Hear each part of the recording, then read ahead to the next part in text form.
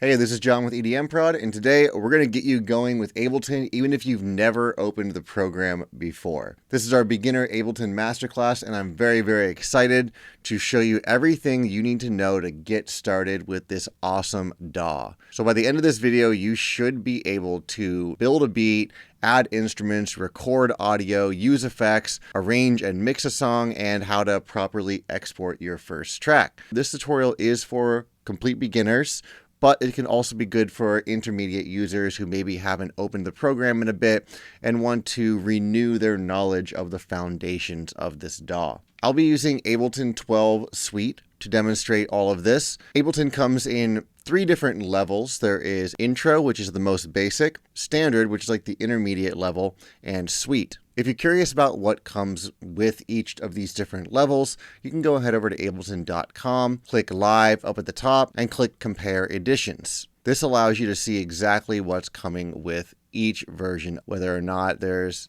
certain features like stem separation, splice integration included with each, which instruments are included, all that good stuff. If you're serious about producing, I highly recommend you just go straight for Ableton Suite. That's going to make sure that you have everything that Ableton offers.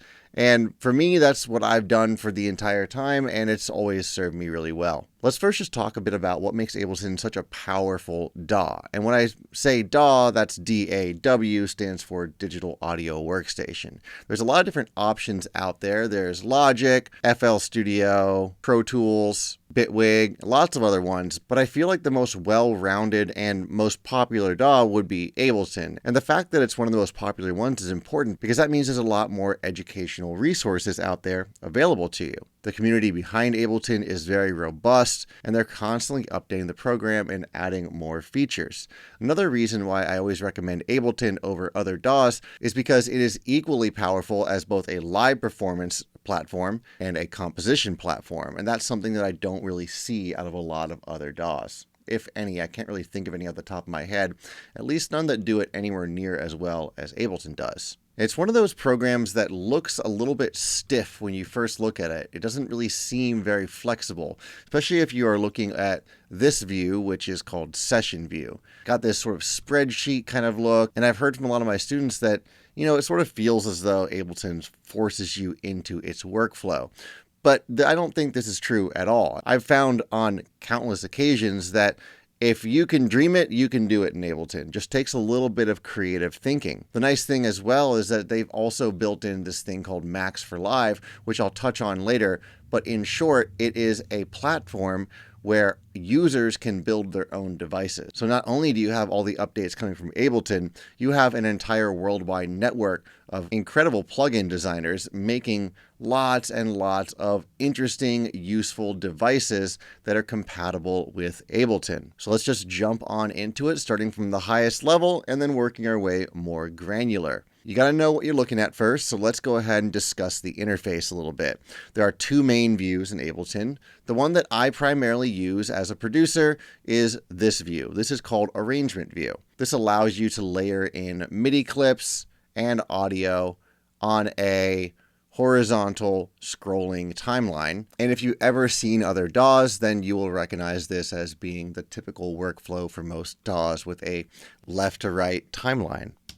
But in Ableton, if you press the Tab key or go up to the top right corner of the screen where you see these horizontal and vertical lines and click up there, you can switch over to what's known as Session View. Session View allows you to add clips in this aforementioned spreadsheet looking format and then independently trigger these clips, which is great for live performance, or I know a lot of producers really like to use this as sort of a sketch pad, which they can then transfer their ideas from Session View easily over into Arrangement View. For the majority of this, though, I'm going to be sticking with Arrangement View. Most of this video is geared towards those of us who want to use Ableton as a writing, recording, production platform. So let's just start with all the controls that are along the top of the screen. I'm not going to go over every single one here. We're going to be making further videos that will dive deeper into much of what's going on up here, but I'm going to hit all the important controls that you're going to find immediately useful. So starting over here at the left side, the first control we get to that's really important is the tempo. This is the rate in beats per minute that your project will play back at. If you want to hear a click track to know how fast the project is playing, you go over to this little button that has 2 dots and you turn it on. Now, when I press this little play icon, or I just press spacebar on my keyboard, we should hear a click. And that's telling me the BPM or tempo of my project. The next control over here is the time signature.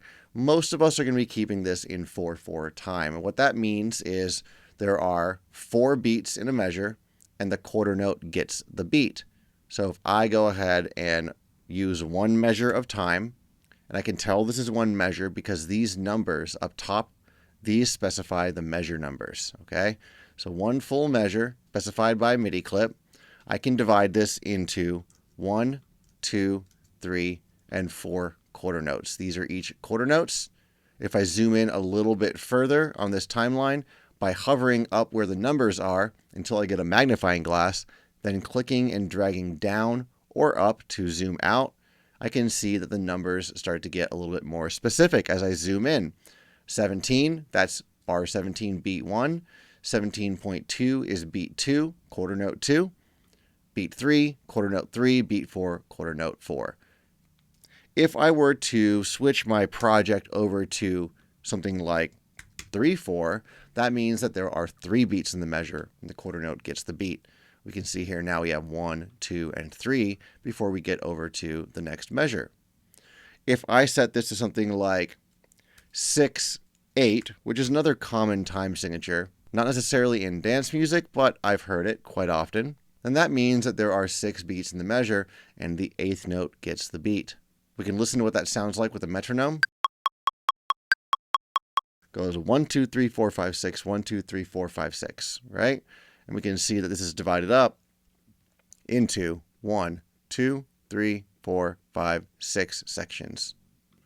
Let's reset this back to 4/4 simply by double clicking both of those numbers. And most things in Ableton, you can double click it to return it to its default setting. Let's go over here to the scale mode. This was added in the Live 12 update.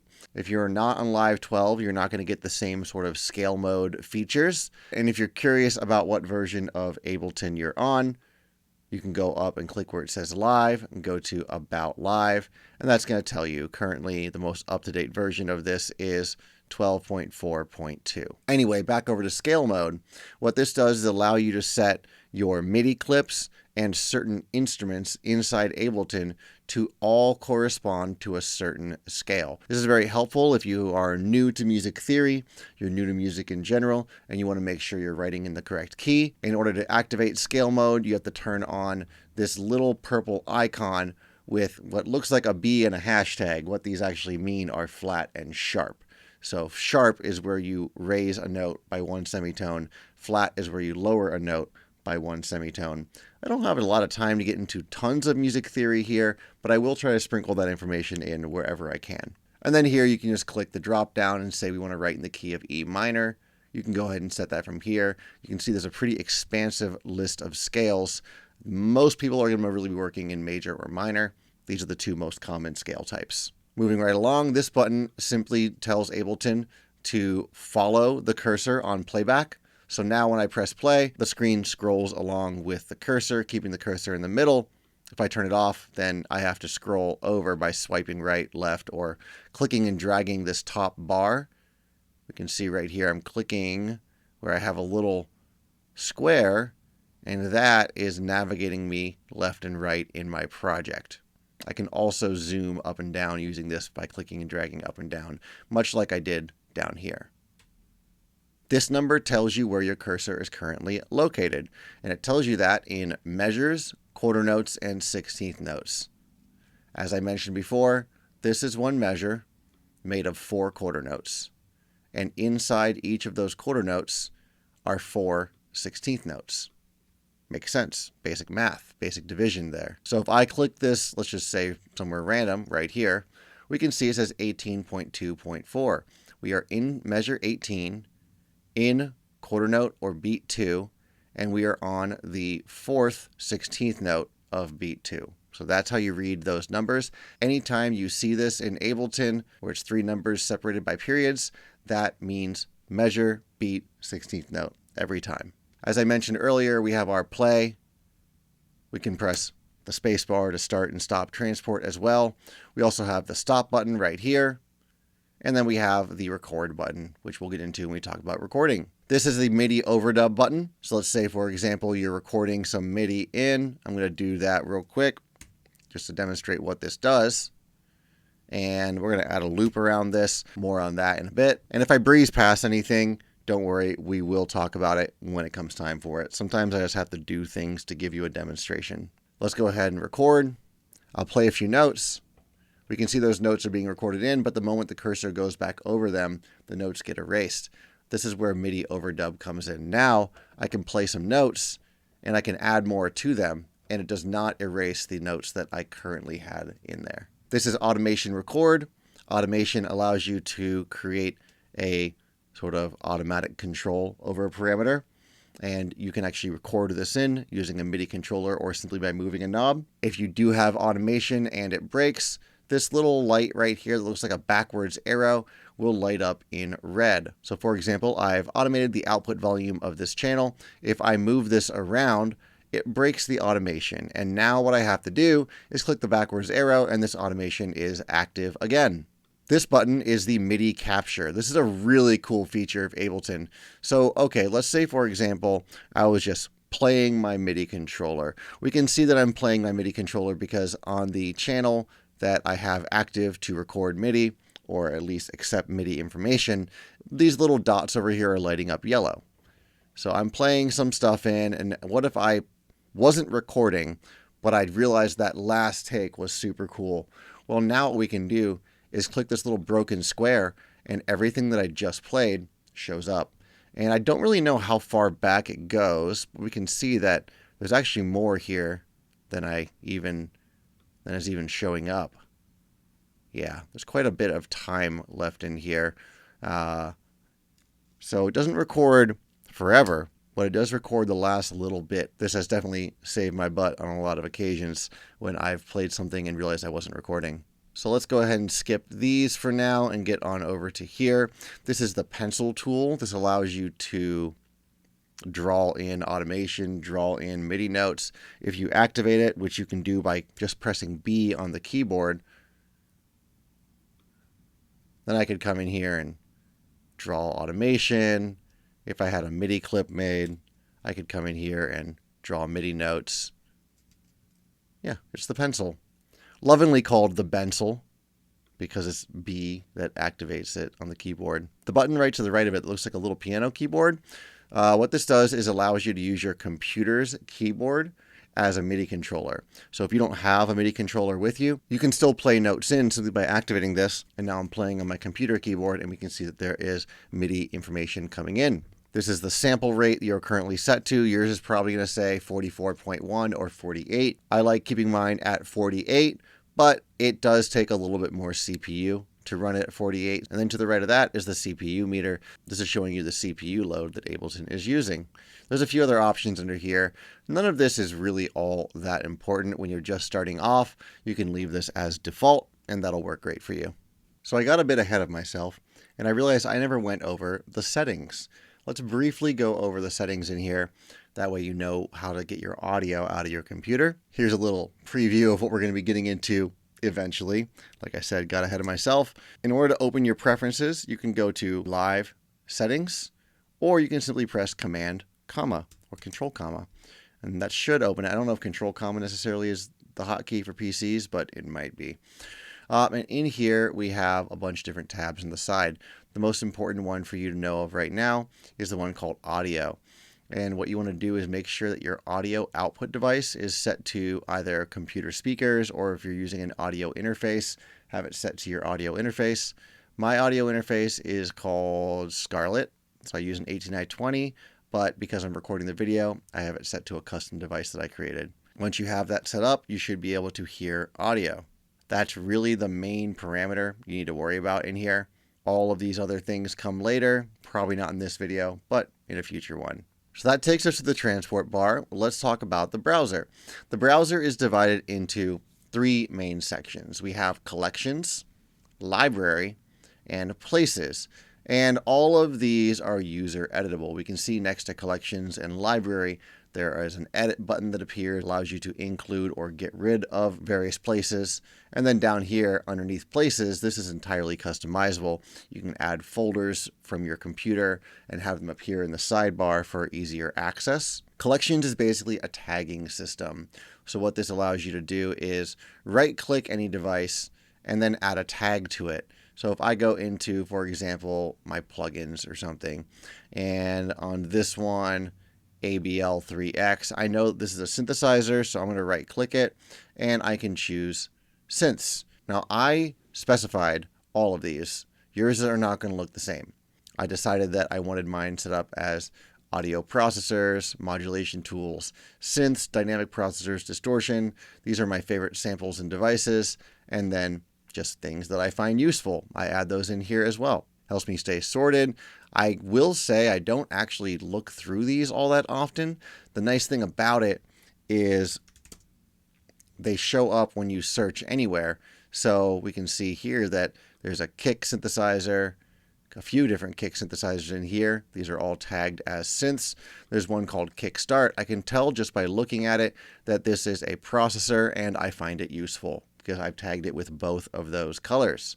Underneath that, we have the library. All is going to show you everything you have over in the browser, including what's down in the places section. Sounds is a general catch-all synthesizers or sound producing devices category.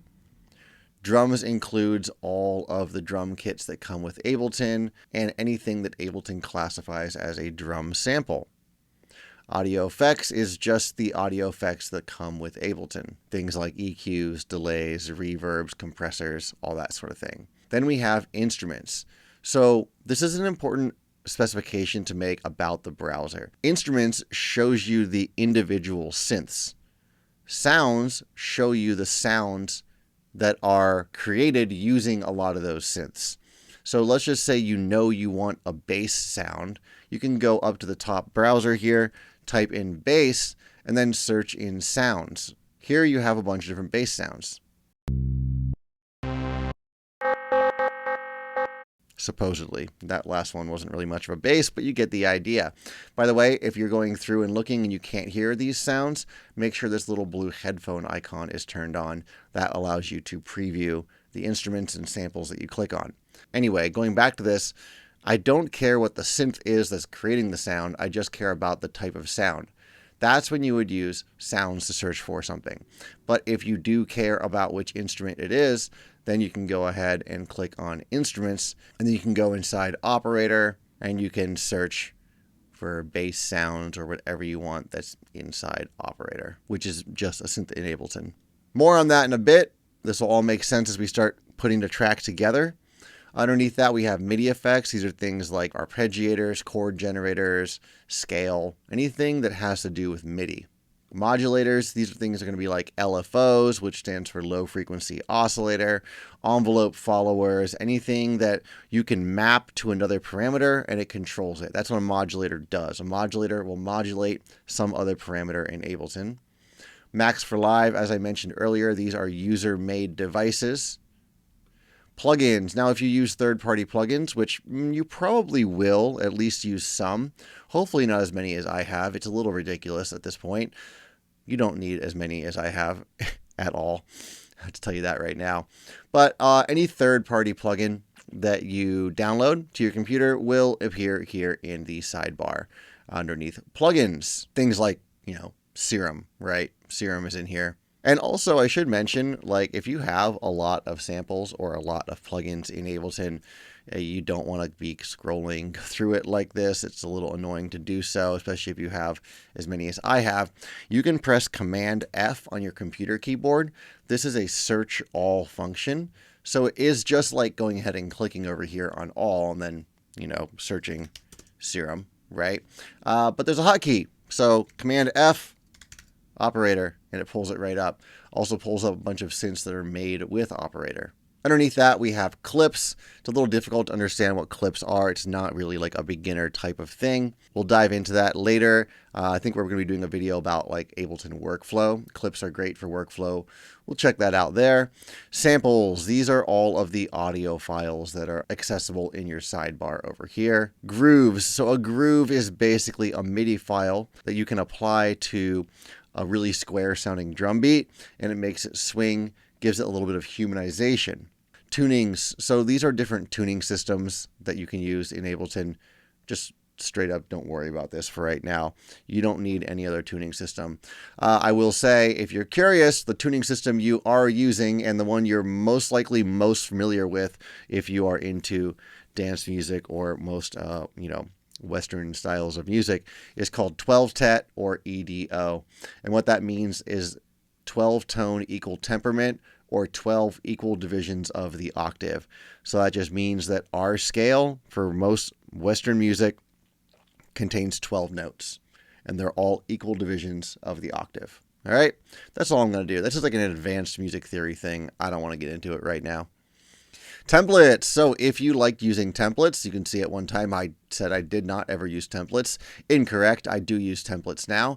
Here's where you can go ahead and save those. A template is just like a preset arrangement of tracks and instruments for Ableton. So if you find yourself opening Ableton and always making more audio tracks or more MIDI tracks or always adding certain instruments in, then you can go ahead and save it as a template, and then it will appear over here. The way that you save something as a template in Ableton is, first of all, you get your project set up the way you want it to look every time you open up that template, and then you go to File, Save Live Set as Template. As an additional thing on top of that, you can save a live set as the default. So I, for example, have a particular default live set. Every time I open Ableton, it opens with a particular formatting of routing and audio tracks and MIDI tracks and devices on the master, all that sort of stuff. Basically, I just noticed over time, and we're talking years, I was doing the same thing over and over and over again in Ableton, and I was like, this is silly. I'm just going to save it as my default live set. That is here under File, Save Live Set as Default Set, and then it will save it as your default, and it saves that here in the templates as well, and the one that is being used as your default will have a little check mark on it, much like this one does at the top. I never named my default live set anything, so it's just called Untitled. Don't worry about this for now, though. All right, I don't think you really need to be concerned with this. I know a lot of my students come to me and they're like, oh, I feel like I need a default set, or like, oh, I've been working on a default set or a template set. I did that a little bit here and there, but I kept changing it over and over again. And then I'd be like, well, this is a really complicated default live set. It's not working for my purposes now. I would say just wait on this until you're like deeper into your production journey. I mean, by all means, go ahead and do it if you like. But I feel like in some ways you're wasting time. In other ways, you're doing yourself a disservice if you don't fully understand what the proper way to route things is, the proper effects to include. You could be kind of like putting yourself in a bit of a box that causes you to create bad habits or causes you to work a certain way that restricts growth in certain directions.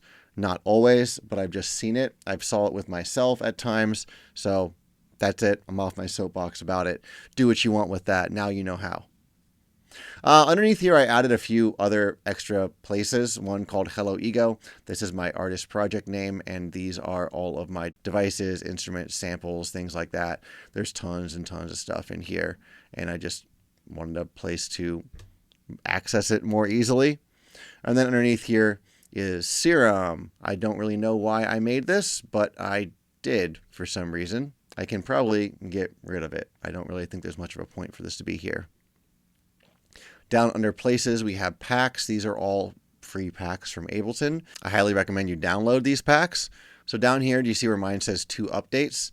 Yours might say something like 40 something or 50 something available packs. If you don't see that, open up your preferences by hitting Command comma, navigate to where it says library, and make sure show downloadable packs is turned on. After you do that, then it'll show you what packs are available for you. All you have to do is click the little download button right next to it. It'll download that pack. And once it's done, there'll be a little button that says install. It'll go ahead through the installation process and boom, you've got your pack, easy as that. This little sidebar will open, but you can just close that. It just tells you a little bit about the creators and uses and what's in it. If you're on Ableton 12.4, they added splice integration. So if you use splice, then splice now appears directly here in the DAW. It's really awesome. I'm not going to go into it now. We do have a previous YouTube video that talks about Ableton's splice integration. Go ahead and check that out on our channel. Here's your user library. This is kind of a catch-all for any devices you make, devices you download, basically all of your own custom devices. Current project, this is the project you're currently working in. If there was anything in here, you'd be able to click the little drop down. It's going to show you all the different tracks that are in here. And yeah, that's basically what that is. Everything beneath these top 4 is a custom edition of mine. And the way that I added those was I clicked add folder. It pulls up my Finder. I'm on a Mac, obviously. And from here, I can go ahead and add any of these projects or samples or folders, really whatever you want. And once I click open, it will appear over here on the sidebar. Ones that are no longer accessible or moved will show up in gray. For example, this one, which I must have moved it somewhere, I can go ahead and right click it and choose remove from sidebar, and now it's gone. Last thing to talk about with the browser is the tagging system. This is very handy. For example, let's say we need a bass sound. You can go ahead and click bass, and this is going to show you everything that Ableton analyzes as a bass sound. It's going to show you a bunch of different samples. I find this most useful if you click all, and then you can go ahead and click bass, and now it's showing you all the samples. It's showing you all the devices, basically everything. But, you know, like you just saw, if I was on sounds, it would only show you the presets that it analyzes as a bass sound. If I click on samples, it only shows you samples that are being analyzed as a bass sound. You can filter by audio devices. You can filter by whether it's MPE enabled, a loop, a one-shot, things like that. Max for live devices, MIDI tools, clips, genres. You can search by key. It's a really excellent way to just search through your library. You can clear your results by clicking clear, like that. And if you want to add a tag to something, you can go ahead and select the device. You can go down here and you can add your own tag to it. So that's the whole browser. Let's go ahead and talk about tracks. The tracks are where you place your audio devices and where you place your samples. There are 4 main types of tracks in Ableton. We have audio tracks that will say audio. These are where you put samples, okay? Then we have MIDI tracks. These host MIDI devices like synthesizers. Then down here we have return tracks. These host audio effects. A return track is basically a way for you to send multiple tracks to a single track so they all share the same audio effect. For example, if I add a delay onto my send, now what I can do is go up to these tracks and say I want whatever audio is playing on audio 1 to have some delay, and I want the same thing for 2, but I want a little bit less of that. That's what these boxes refer to over here. They refer to your return tracks. And then the last type of track is your main. This is your master bus. This is where you put like main bus effects like a limiter, clipper, whatever you use, any kind of analyzers. All of the audio in your project by default routes through the main track. It's the last stage that it goes through before exiting Ableton and going out to your speakers. You can rename a track by clicking it and pressing Command R and typing in anything you want. Let's do, anything. There we go. You can delete a track by clicking it and pressing delete. You can undo that by pressing Command Z, just like in any software. Command Z is the undo button, or Control Z if you're on a PC. I'll be using Mac commands because I'm on a Mac here. So anything I say that's command, just insert Control in your brain there. You can change the color of a track by right-clicking it to get this big menu. Down here are the different colors. Go ahead and choose that and customize whatever your project looks like. I'll dive more into adding stuff to these tracks as we dive into making our beat. Let's talk about the mixer section, which is this area right here.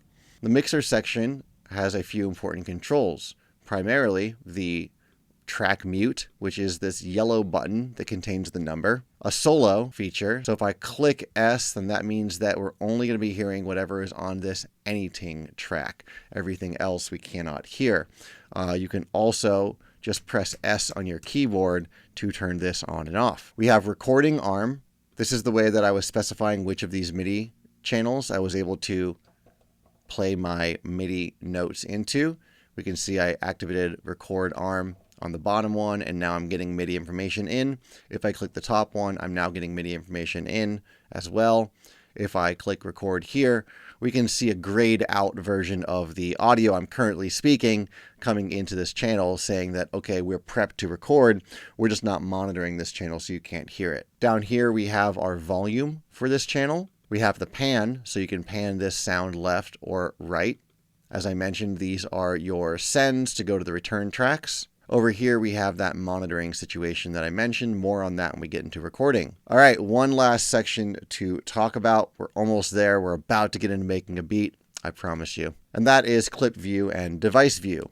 So in order to do this, I have to first add some synths and samples. So I'm going to go ahead and add a kick by pressing Command F and searching kick in my library. I highly recommend you follow along with this as well. And now I have the option to drag a kick onto one of these audio channels. But how do I know which of these is audio, which of these is a synth, right? Well, you can tell that by either filtering it up here, saying instrument, audio effect, sample, right? You could say I only want samples, and it's only going to show you audio samples. But you can also just take a look at the little icon next to it. Audio clips have this icon. A device like a synth is going to have an icon that looks like a little keyboard. If you see a kind of empty looking one with a little waveform, that's a groove. You also can get some image files in here. I guess there's 2 of them somewhere. I'm not really sure where those come from. Click MIDI clip. You can see that the MIDI looks similar to audio, right? So if I click audio clip, we can see it's a clip, a little play button, but we have an audio waveform instead of a representation of MIDI clips. So some of these are pretty similar looking. You'll get the hang of it though. We have MIDI files. So these, if I were to drag these in, would just give me a straight up empty MIDI file for me to play back using any synth or sample I want if I were to use a sampler. Presets, so these are audio effect racks, right? More on that in a bit. Sample is going to have a waveform in it. We have set, so these are Ableton projects. And video, any video files that are for some reason being referenced in here. So I do know that I want just a basic kick sound. Let's go ahead and find one. Here's a few that I've made. I'm just going to go ahead and drag one in. The way that I add a sample is I simply click and drag it over and place it wherever I want. So I'm just going to place this audio sample right here, and let's give it a play. It's a kick. There we go. I'm also going to make a new MIDI clip. That way we can take a look at the difference between clip view when you're dealing with MIDI versus when you're dealing with audio. The way you make a MIDI clip is by highlighting a region of time that you'd like to have your MIDI clip cover. I'm going to highlight this entire measure here, and then I'm going to press Command, Shift, and M, and that creates an empty MIDI clip. You could also right-click the area that you've highlighted by clicking and dragging, and choose Insert Empty MIDI Clip, and that will do the same thing. Now we can compare the clip view between audio files and MIDI files. We're on MIDI right now, so let's go ahead and start with that.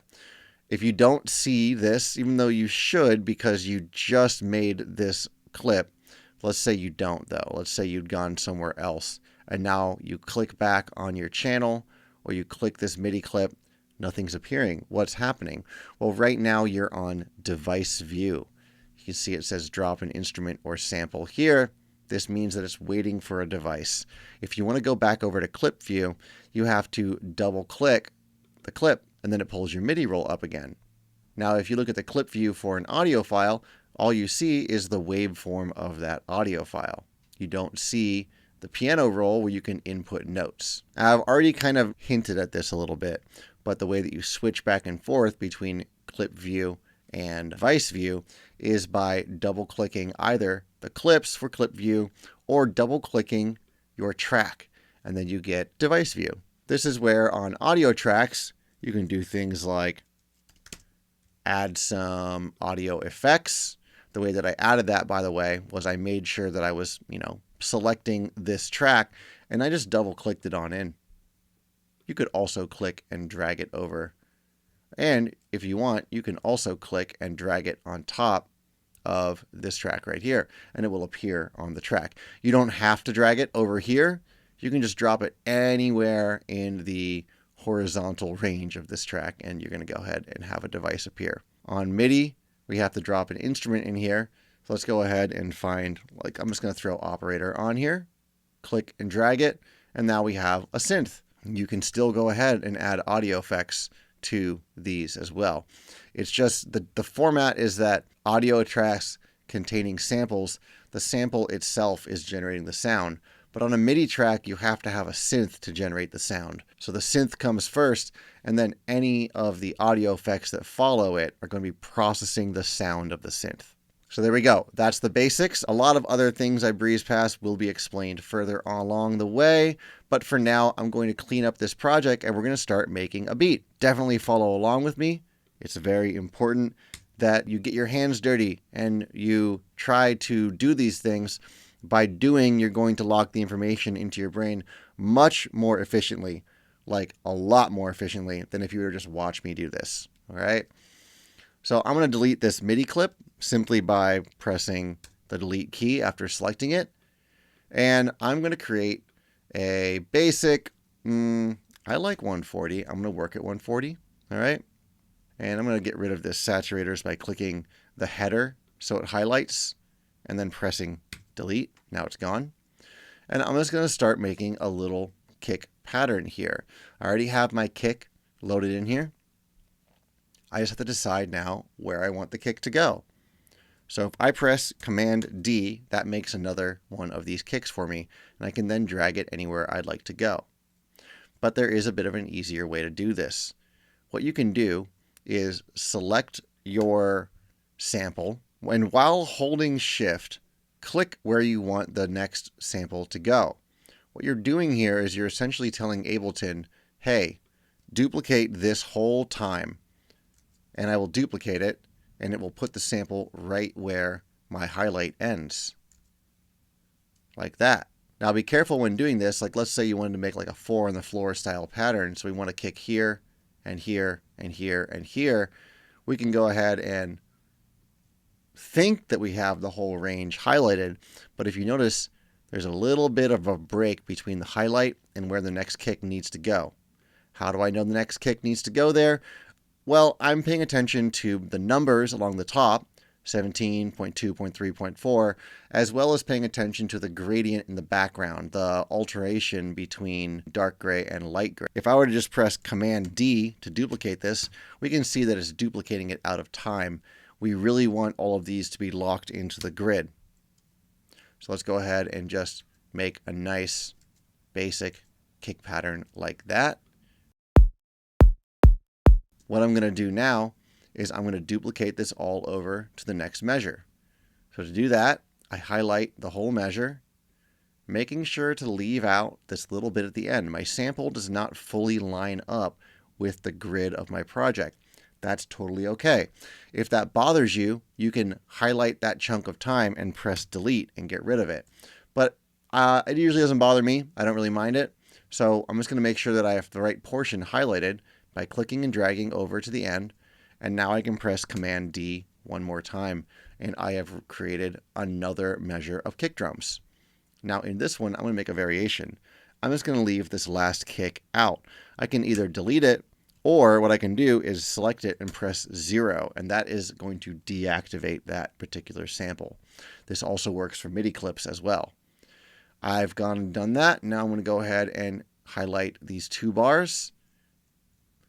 Press, oh, look, see, even I did it. I did it wrong. I didn't highlight the very end. That's okay. You do not have to go all the way back to the beginning and highlight to the end again. If you make a mistake, just hold Shift and click. where you want the highlight to actually end, that will complete the selection of time for you automatically. Let's press Command D again. And now we're going to make one more variation. Let's just get rid of this one. So I'd like to go ahead and play this back.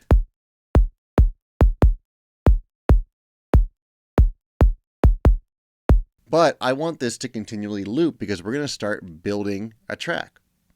So the way that I do that is I highlight this region of time and I press Command L, and that creates a loop for me. Let's go ahead and get rid of that operator track. We don't need it for right now. So I typically create my drums using audio for no reason other than I like to be able to see exactly where the samples are, how long they last. I get a lot of visual feedback from the audio files that I put in there. But you can also create drum beats using something called a drum rack.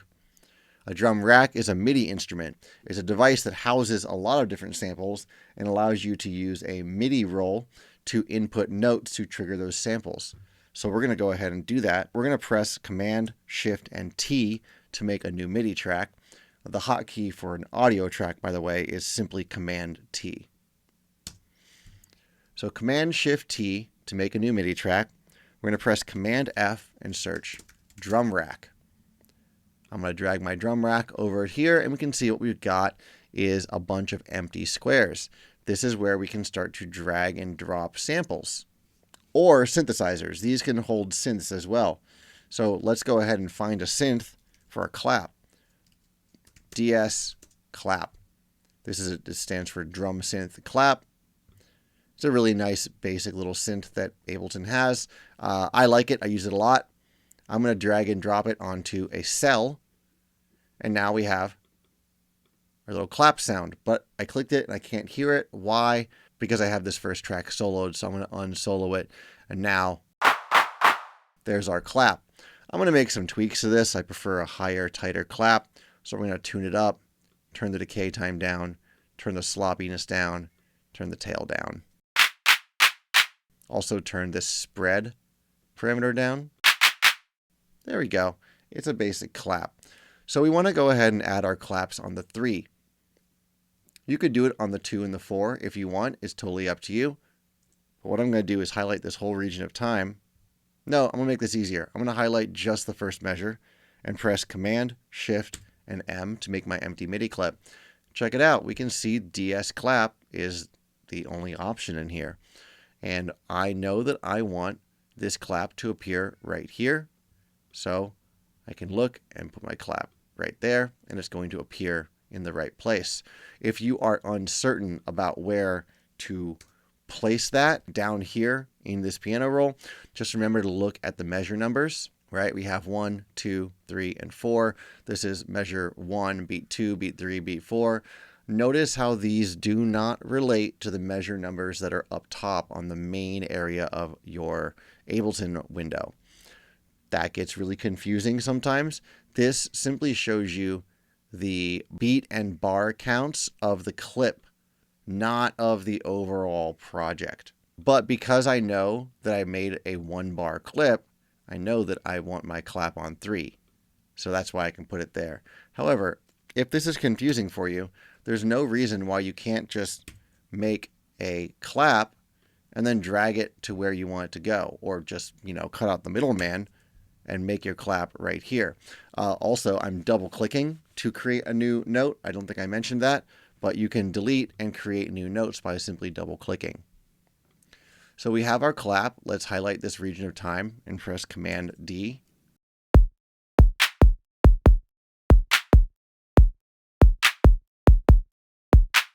And after I've heard this, I realize I don't want this one, or this one, or this one. And I actually want one right here. So I'm going to drag this clip over and put it there. There we go. That's pretty nice. So let's go back to our drum rack, and we're going to add a hi-hat in here. So I'm going to search Command F, hat, and I'm just going to use this basic 808 hat. I'm going to drag that into the next empty clip slot. Now, using the same MIDI track, I can add a hat pattern. But the problem is right now, we don't have a clip that goes all the way across this range. I can add a hat in like that, right? So we can see now this 808 hat as appears, but I can't add it anywhere except for where I have clips. The solution is to consolidate these MIDI clips. So I'm going to highlight the region of time, and I'm going to press Command J. And that consolidates everything that I've selected into a MIDI clip. And we can now see I have all 4 of these claps showing up, and I can add my hi-hats in. And I'm just going to do a basic 8th note hi-hat pattern. And now that I have these first 4, what I can do is duplicate them. But don't do this. Don't duplicate them like that. Almost everyone does the first time, where they grab the last MIDI note and then highlight backwards from there. No, because see, if I duplicate, these are not in time, right? So we have to go ahead and highlight from the very end point of these 2 counts, and then we can duplicate them all the way across. There we go. Now we have a nice hi-hat pattern going. The last thing I want to do is add a fill in at the end. So what I'm going to do is just delete all of these hats, or press 0 to deactivate that clip. And I'm going to make a new audio track. And I'm just going to go ahead and search Command F fill. So a drum fill usually comes at the end of a phrase, right? If we consider this to be one phrase of music, then you're going to put a fill at the end. It's like the 1, 2, 3, 4, 1, 2, boom, boom, boom, boom, boom, right? Like a classic drum fill like that would probably work. Okay. That's kind of a fun little fill. Let's drag this in. It's already at the right tempo for my project. That's great. I don't have to worry about adjusting the timing of the clip, which we can do by a process called warping. We'll dive into that later. I can simply drag and drop this over here. And now I have this long fill. Problem is it's too long. I only want it to happen for the last little part. So what I can do is just highlight the first chunk of it and press 0. And now it's deactivated. Alternately could just straight up delete it, but I sometimes like to have these here as a reminder of what else is there. Because it's possible what we could want to do is add a little fill in here that's like half as long. In fact, let's just try and do that. What I'm going to do is highlight this part of the clip. I don't even have to split it. I'm not going to press Command E to split it, because that's how you split a clip. You can right click and also choose from the menu, and that's going to split wherever your glowing blue cursor is. I can just grab it with a highlight and drag it over here, and I can press 0 again to reactivate it.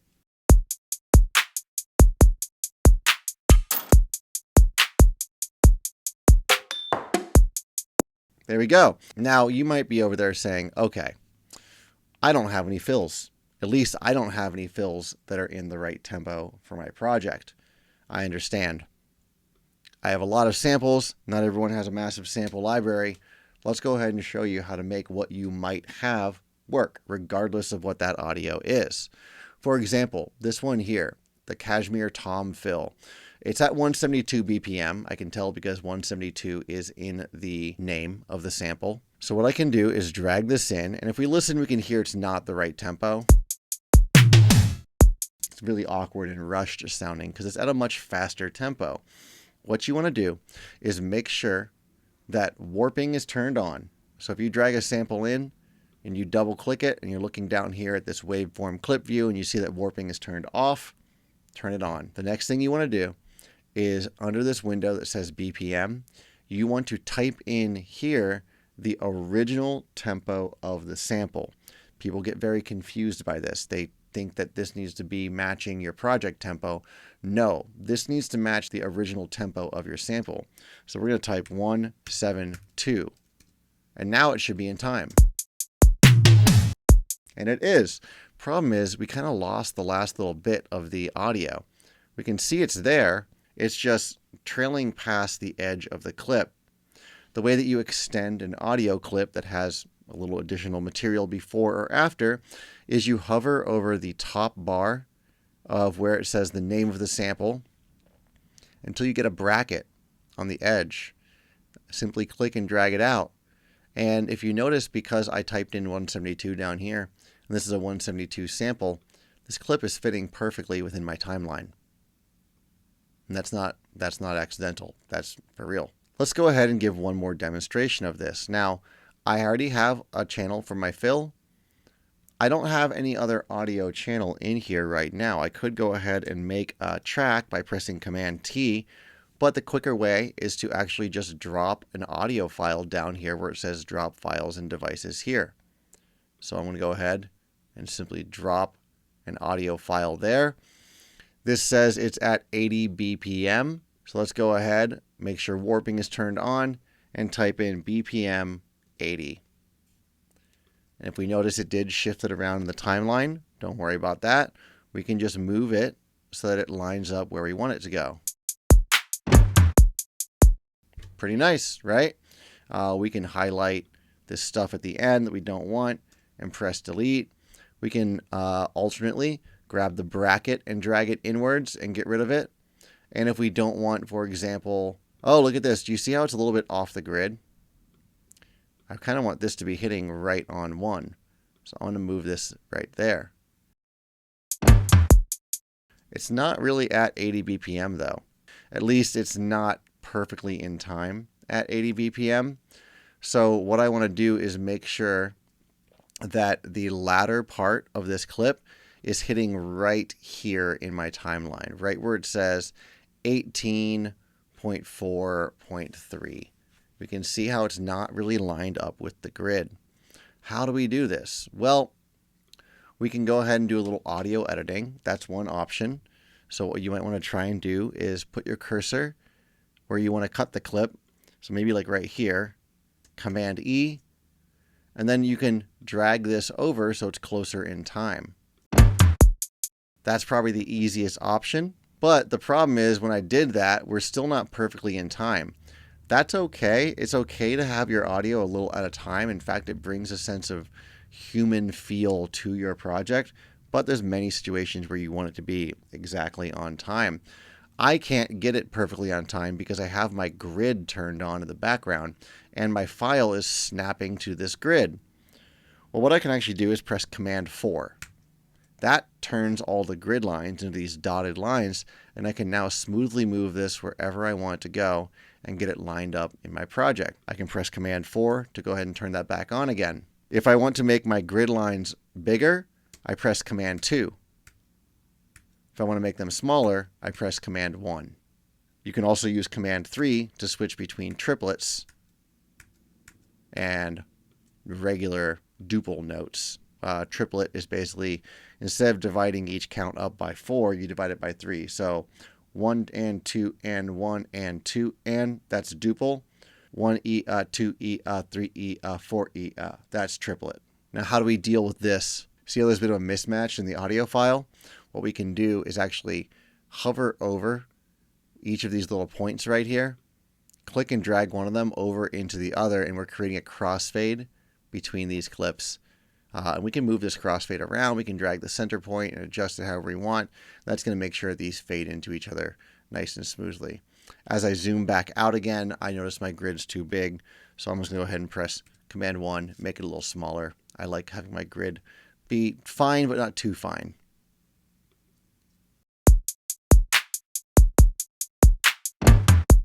So we have a fill. We have another fill. I'm going to continue to expand this out into an 8-bar loop. I want you to get familiar and used to not getting stuck in too small of a loop, because as we move on to arranging this, it's going to be very important that you know how to move quickly into a fully fleshed out arrangement. So I'm going to show you a new function that will allow you to easily duplicate everything in your project. For this, what I want you to do is I want you to highlight one of your tracks for the entire length of your loop, regardless of how many measures you've used. Now, if I just press Command D, all that's going to do is duplicate that one track over. But if you press Command Shift D, all of a sudden everything has moved over, even though I didn't highlight everything. That's because adding Shift to a function like cut, paste, duplicate, if you were to press Command C, then you can copy this track and paste it here. But if you press Command Shift C, you've copied time. And now anything that's vertically arranged in that area gets copied. Same with duplicate. Command-Shift-D is duplicate time. That is probably one of the most important hotkeys for fast workflow. I want you to burn that into your brain and never ever forget it. Anyway, the whole point of this was I wanted to show how we can make a fill also using MIDI, right? Since we already have some MIDI going. And some people like drum rack more than working with samples because sometimes warping can get a little finicky. The time stretching gets a little weird. We'll jump into a little more of that later, but without making this like, you know, a 5-hour long video, we have to be a little brief about certain things. Let's go back over into our drum rack, and we're going to use this to make a fill at the end. All I did there, by the way, was I clicked the clip, I held Shift, and I clicked the end of the clip, where the part that I'd split off or the part that I deactivated, and then I pressed Command J, and that rejoined the clips together, and therefore it joined them as an active clip at the end. It did get rid of the MIDI clip I had there because they were deactivated, but that's okay. I don't really want them there. I'm going to use this to make a fill. So let's go ahead and find a tom. We're just going to do a basic tom fill. I'll use these two. So I'll drag this on D1. I'll drag this on D sharp 1. Now I have these two extra toms in here. And if I want to know which one is which, I can go ahead and turn on the little headphone icon. And I can click the piano keyboard to listen to them. This also allows you to listen to the notes as you add them over here. There we go, like that. So now I've made a fill in MIDI. We could spice this fill up a little bit though. Let's find like one more tom. Sure, I'll just grab this one. It's not the best, but it's a demonstration. I obviously know this one is here. Let's go ahead and add our clip and give it a play. And we have a fill, kind of like this one, in a way, right? Let's go ahead and fix our loop parameters simply by dragging the little arrow on the end of the loop until you get a bracket and reorganize our loop. We now have a really nice 8-bar drum loop. This is what we're going to keep working with. Now, one thing that I want to make sure that you do right from the start is stay organized. As you start building bigger and more complicated projects, being organized is going to be crucial. Cannot tell you the number of times I work with students who have unorganized live sets, and it gets challenging to find what we need to find quickly. And in a lesson situation, that tends to waste their time, right? So staying organized will help you get your ideas out on page faster. It will help you learn faster. So what we're going to do is put all 4 of these into the secret 5th type of track that I didn't mention earlier. And that's called a group. But really what it is like a group bus, because you can put audio effects on groups as well. You can also use them just to organize your project. Now, the way you highlight multiple tracks at once is the same way you highlight a range of time in the timeline. You click one of the tracks. Usually I start at the top or the bottom because I want to highlight all 4 of these. Then I hold Shift and I click the other extremity of that range. And now all 4 of these are highlighted. Now I press Command G and we have put these into a group. And we can rename the group drums. And in fact, let's go ahead and rename everything. Kick. We'll keep that as drum rack actually. Fill 1. Fill 2.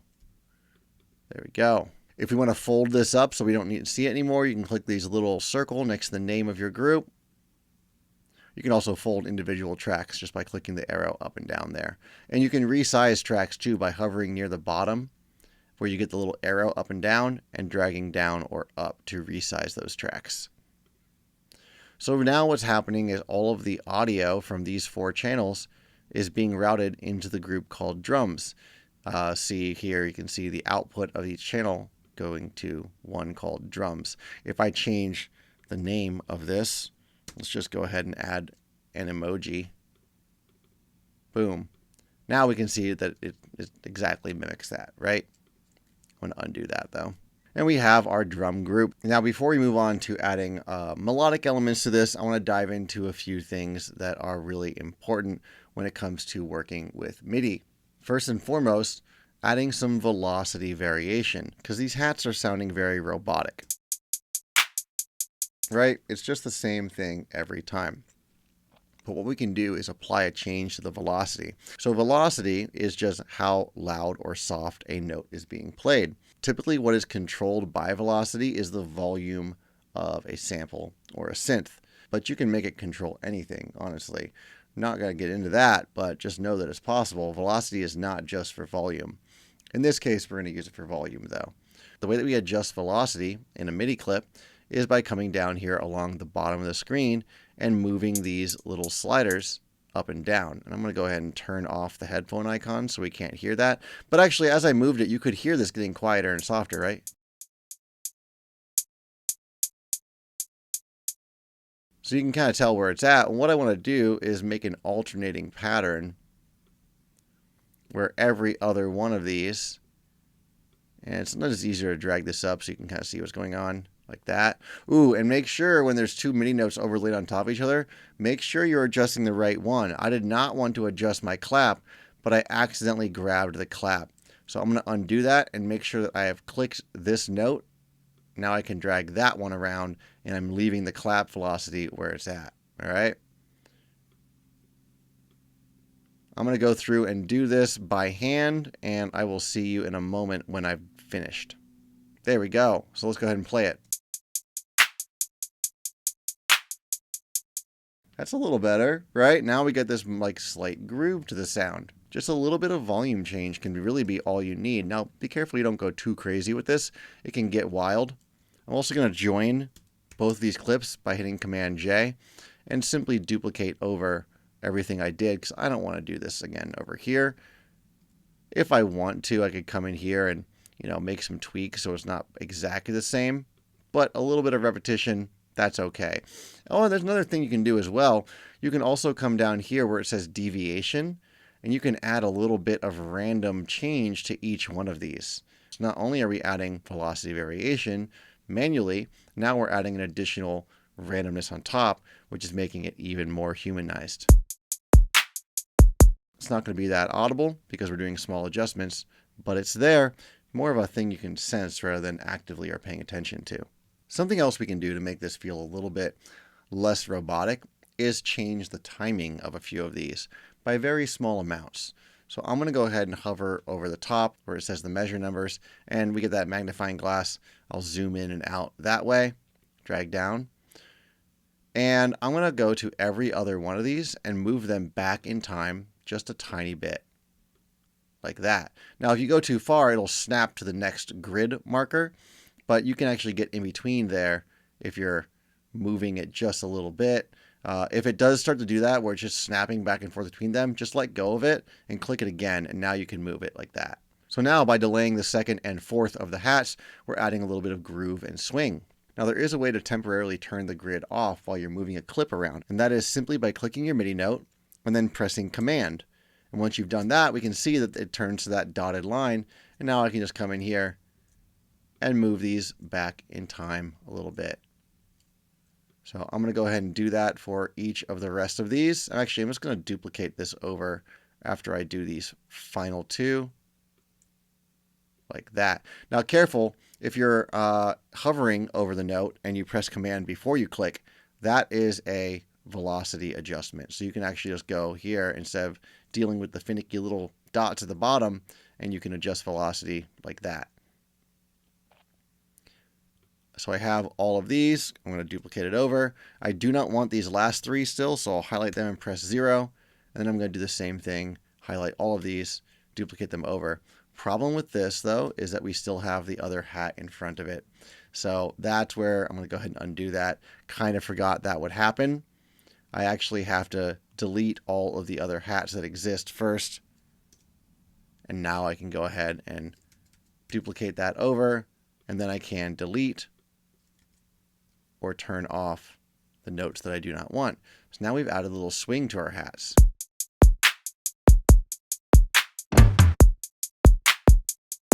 Just feels a bit more human. Let's say we went through and did all of this and we don't want the swing anymore.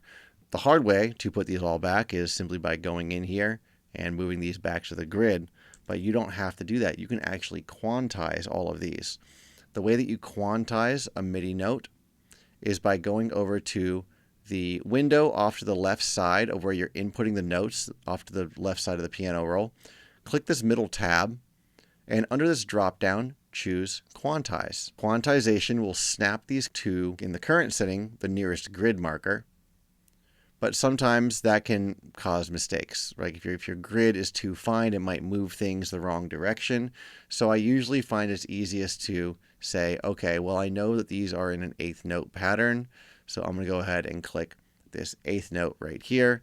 And then if I click transform, you see it's snapped all of these back to the grid for me. Now you could keep this if you're not really sure what subdivision of the beat this is. You don't know if it's 16 or 18. You can keep this on grid. Just make sure you turn auto off if you're going back and forth, because any change you make will automatically be applied. I'm going to go ahead and turn auto off, make sure it's set back to grid, and then what I can do is just zoom out or press Command 2 or Command 1 until I get a grid size that looks like it's almost matching my MIDI notes. Then I can hit transform and it's going to snap directly where it needs to be. I like that swing though, so I'm going to leave that in there. At this point, you should have a complete drum beat. So now we're going to move on to some of the melodic sounds. We're going to add some instruments in here. Let's just start with like a nice bass sound of some sort. I like 808 basses. 808 basses are those long decaying sounds you hear in like hip hop, trap music. And I'm going to make a new MIDI track by pressing Command Shift T. Problem is this new MIDI track is here inside my drums group. I don't want it to be in the drums group. So I can grab my track and just drag it down underneath it, and that drags it outside of my drum group. We're not going to really get into synthesis, so I'm not going to start with like a, blank slate synth and design it from scratch. So what we want to do is come up here and search for a bass sound. We're going to click bass, 808 bass. And now we have all these options for 808 basses. Like I mentioned, I want this to be a synth, so I'll go ahead and choose sound. And we've now got all these options for 808 basses. Most popular one a lot of people use is this hip hop sub bass. So we'll go ahead and double click to add this in. And I'm going to make a 4-bar MIDI clip. Command Shift and M after highlighting the region of time. And what we have here is a piano roll that looks a bit different than the drums. So the drums only displayed which drums we added to the drum rack. But when you are working with a melodic instrument, what you get is a piano setup, right? And I have my main project set to E minor. So this is where the key locking or the scale mode comes into play. Whatever key you want to work within doesn't really matter. You just got to make that decision at some point in the writing process. It's going to now show you all the notes that are in the key of E minor. The reason why it's showing you that is because I have this highlight scale clicked. So if you don't see these purple lines going across showing you which notes are in the key of E minor, just make sure you choose highlight scale. Another thing you could do to make your life a little simpler is simply by clicking this button that says scale, and it just gets rid of all the other notes that are not in the key of E minor. I'm going to go ahead and add a note, but I'm going to turn my headphone icon on first because I want to make sure that I'm putting it in the right range, right? We want bass to be nice and low. So let's go ahead and click, add a note. Now, if you notice this note added in with a velocity of 76, the reason why is because I held Command earlier and I set 76 as the velocity for that one hat we were working with. Live does this thing where now every note you add is going to be at that particular velocity. It's kind of annoying. I wish it didn't do that, but what we can do is just set this back to 100, and that's kind of the default position for velocity. And now we're at 100. Obviously, we're at too high of a register, so I can take this down an octave. One octave is E4 to E3. Drag it down one more. Now we're starting to get closer. It's getting lower. We can hear it getting lower. You could also use your arrow keys up and down to shift notes around. But instead of pressing this down over and over again, that gets pretty annoying. So there's a shortcut you can use to jump octaves. If you hold Shift and press your arrow keys up and down, now we can jump octaves, and now we're down in the right register. All right, so I have this note. It's just a bit too short for my taste. I want to make this note longer. What I can do is hover over the edge of it and drag it out. Let's just go ahead and match the kick pattern. That's a pretty common thing to do when you're making an 808 bass. Typically they trigger whenever the kick happens. I find the easiest way to do that is just to get to your project in a position where you can see where the kicks are, or just use your ear. But let's go ahead and look at the kicks since we can see them both. They're pretty close together, vertically spaced in the project. And I'm just going to put a note wherever all the kicks are. There we go. I've got this all set up. I'm just going to duplicate it across because I have the same kick pattern each time. I'm pretty sure I do anyway. Sounds something like this now.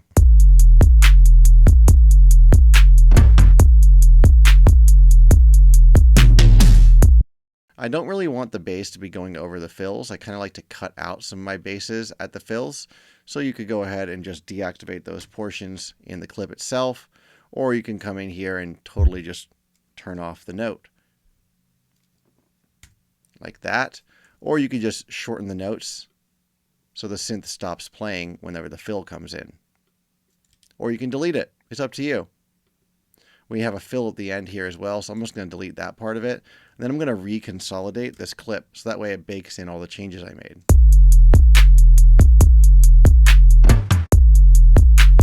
Cool. Let's add some variations in pitch. Maybe I want this note to jump up an octave. That could be kind of cool. And maybe this note we want to be on a G, so that's the third, right? This is the first, the second, the third of the scale.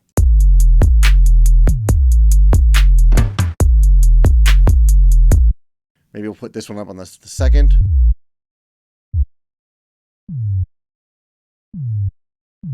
And put that one up high again as well.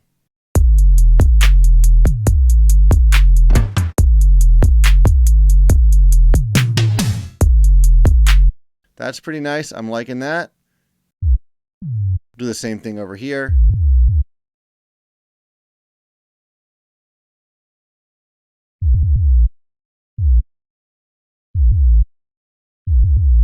And then at the end, we'll make a bit of a variation.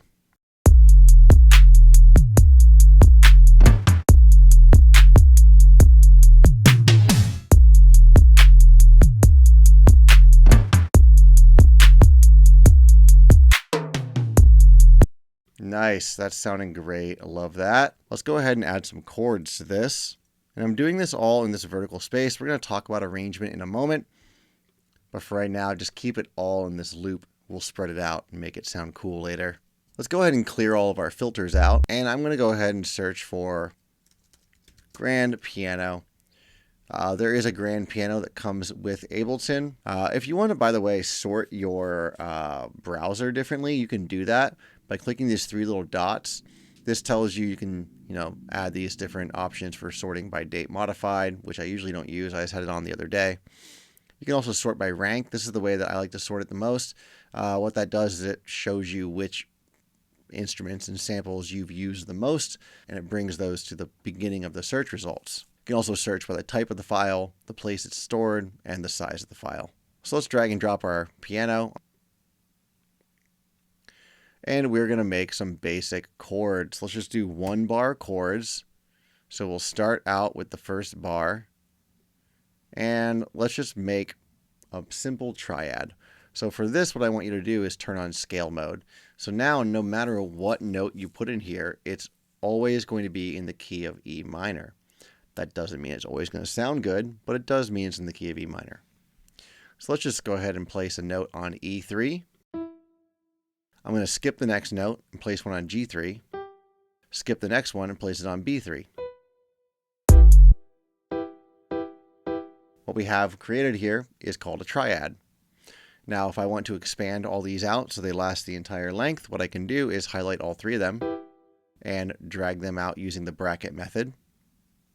Alternately, what I can do is highlight all three of them and go over to this little window, which we were in the quantize section from before. You want to go ahead and make sure you click the one to the far left up at the top of this area, and then choose legato. And legato will expand the notes out as far as they go until they reach the end of the clip or until they reach another note. So for example, if I had another note right here and I tried to legato these, it would stop right there. All of them would stop. Okay? So now we have a E minor triad. And I think this hip hop sub, now that I'm listening to it, has too much of like a pitch drop at the beginning. So I'm going to double click the channel with the sub in it. And you'll probably see something that looks like this, where it has a few parameters. I messed around with the drop parameter. This is a macro control. A macro allows you to control parameters that are in the synth. If you want to see the synth, you can go ahead and click the little icon that looks like a square, and that will show you the synth that's being used, as well as all of the devices like EQs, dynamics, and distortion effects. You can double click the headers to expand or collapse these in order to minimize the view. Many of the synths in Ableton, pretty much all of them, come with some parameters here that allow you to change some basic controls. For example, on the sub, we can add more distortion. We can change the tone. We can add an overtone to it. Or we can adjust that drop parameter like I was talking about before. Let's pull the drop down. I like a little more distortion, and the overtone is nice too. Maybe a bit less of each of those. So that's pretty nice. I think it was just getting in the way of the pitch center as I was adding the piano in. Great, so let's go ahead and add another chord here. What I'm going to do is click the end of the next measure, and then I'm going to press Command J. And we're going to keep adding them in this way. What you can do is actually just highlight all three of the notes you have already written and press Command D. And that's going to duplicate them over to the next empty slot we just made by consolidating these clips together. And then because they're all three highlighted, you can move using the arrow keys up and down and find a new place for your chord. Because I'm on scale collapse mode here, that means that I can move these around anywhere I want and it's going to work. This won't necessarily work if you have scale turned off because the spacing is uneven between the different notes of a scale. Let's keep it on for simplicity.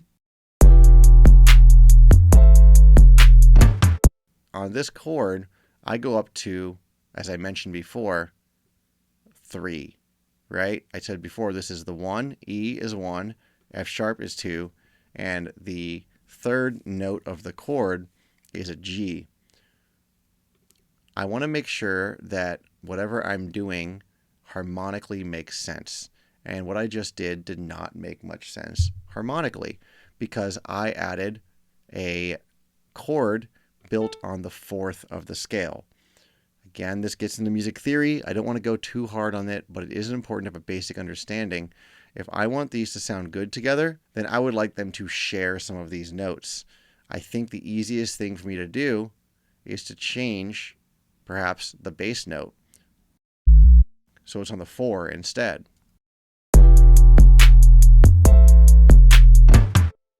It's okay that these don't have the same note in them. That's not a big deal, right? This goes back down to the E, which is the root key of the track. That's totally okay. I'm not too worried about that. So what I'm going to do is the same thing we did before. I'm going to click the clip, hold Shift, and this time what I'm going to do is just go to the end of the first 4-bar phrase and press Command J. And then we're going to duplicate this over again. One more time. Let's go back to 1 by dragging them down.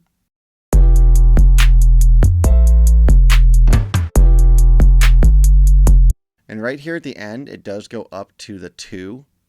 So we count up from E, 1, 2. It's hitting an F sharp. So maybe the end of this, we want to match where the bass changes and instead have a chord built on the 2. It might sound good. Let's go ahead and shorten all of these notes like that. Nice, I like that. And then let's go ahead and find another chord for the end. Maybe we can use one built on the 5th. 1, 2, 3, 4, 5. That means building a chord on B3. There we go.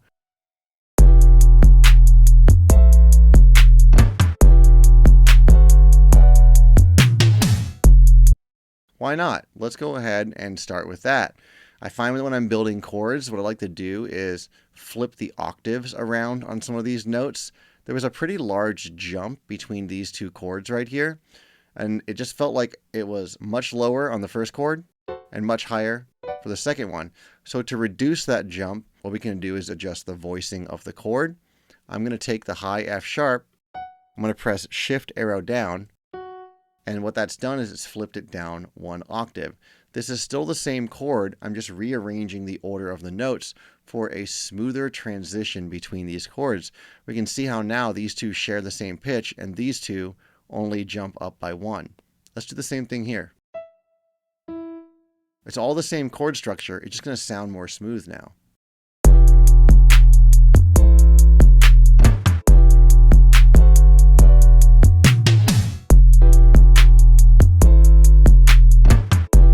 And here I did not change this note to the 4th.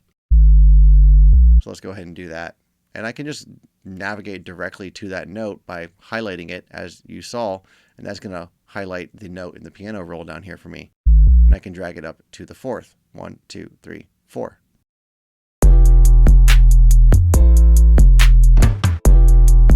There we go. Now we have our chords. That's pretty great. I'm going to consolidate both of these into one clip. We can see our entire chord structure here. What might be fun is actually adding some upper notes on the last half of it for a little bit of interest and progression in our chord structure here. So what I'm going to do is take the bottom note on each one of these, press Command C, Command V, Shift arrow up.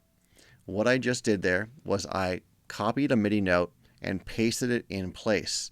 Even though you can't see it, Command C, Command V, there's 2 notes here, and I can move the other one around like that. Let's try and find a different one, like this one. Command C, Command V, Shift arrow up, Command C, Command V, Shift arrow up, Command C, Command V, Shift, arrow up. I'm doing this a bit randomly, but you know, it's a demonstration.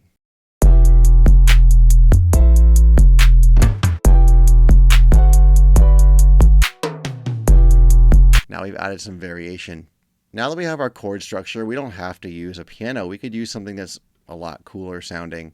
Let's go over to sounds and choose maybe like guitar and plucked. Let's try and find a like synth plucked sound. We can really pick anything in here. Let's just do a soft harp for now. We'll make it sound cooler.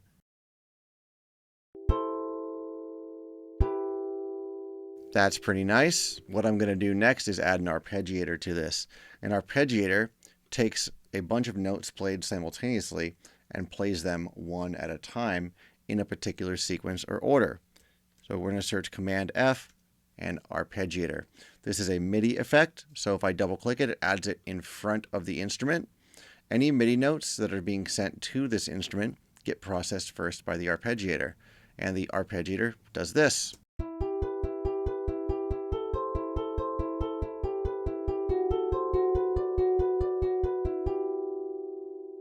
Pretty fun.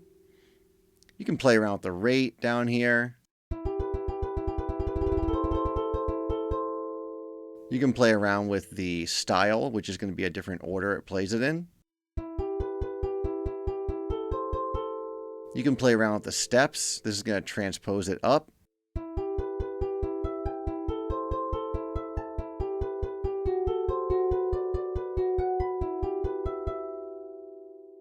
All right, so let's see how that sounds.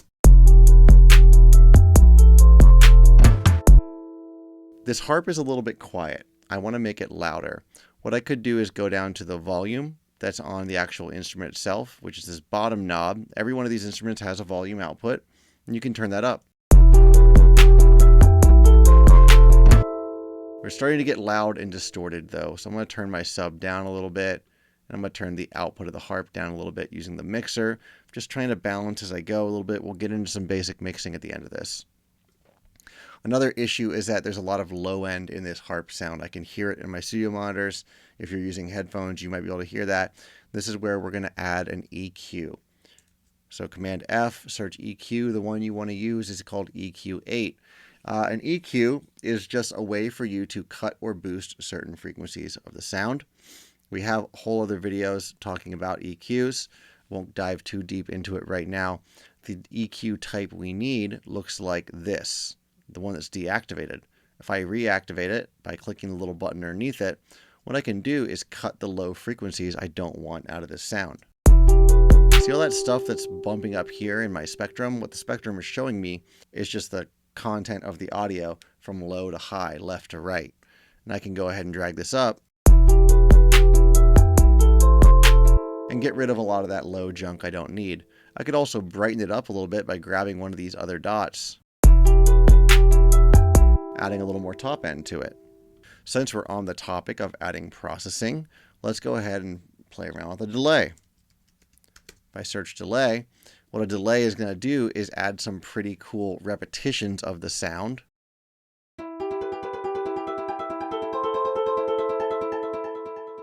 I usually find you need to do a lot of editing to make this sound good. Let's turn back the dry wet. Dry wet is the balance between the dry unaffected signal and the wet fully affected signal. So all the way at 100%, it's only the delayed sound. All the way at 0%, it's like the delay is turned off. But somewhere in the middle, it's a combination of the two of them. So I'm going to put it a little bit more towards the dry side, so we have less delay signal and more of the dry, original, unaffected harp coming through. And I'm going to turn the feedback down as well. Feedback is basically how long the delay lasts. I also really enjoy using ping pong mode on delays. And what ping pong mode does is it bounces the delay back and forth between the left and the right side of the speakers.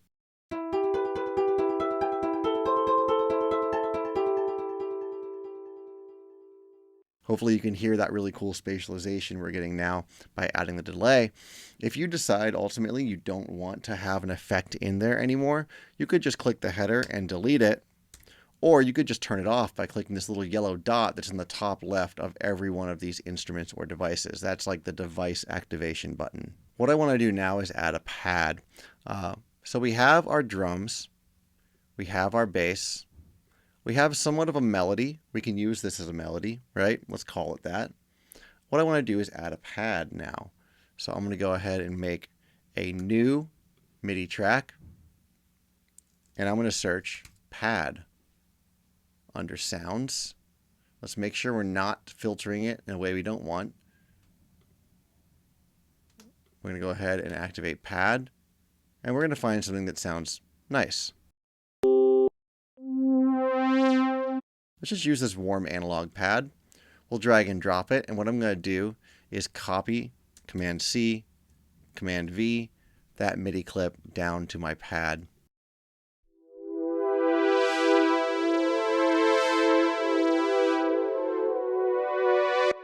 So the problem with this pad right now is that it takes a while to open up, right? It goes like wah, wah, wah. I would like it to attack more quickly. I would like the sound to come in more quickly.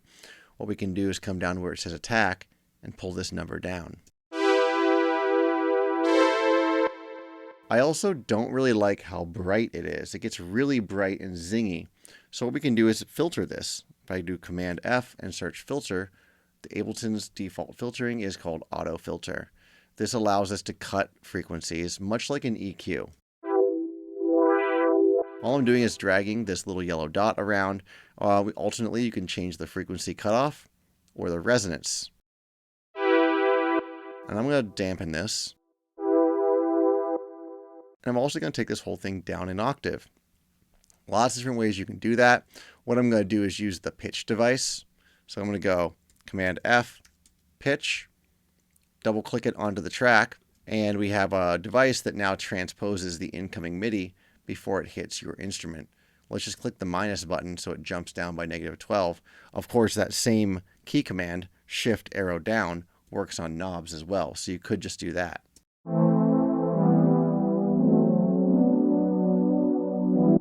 All right, we have a lovely pad.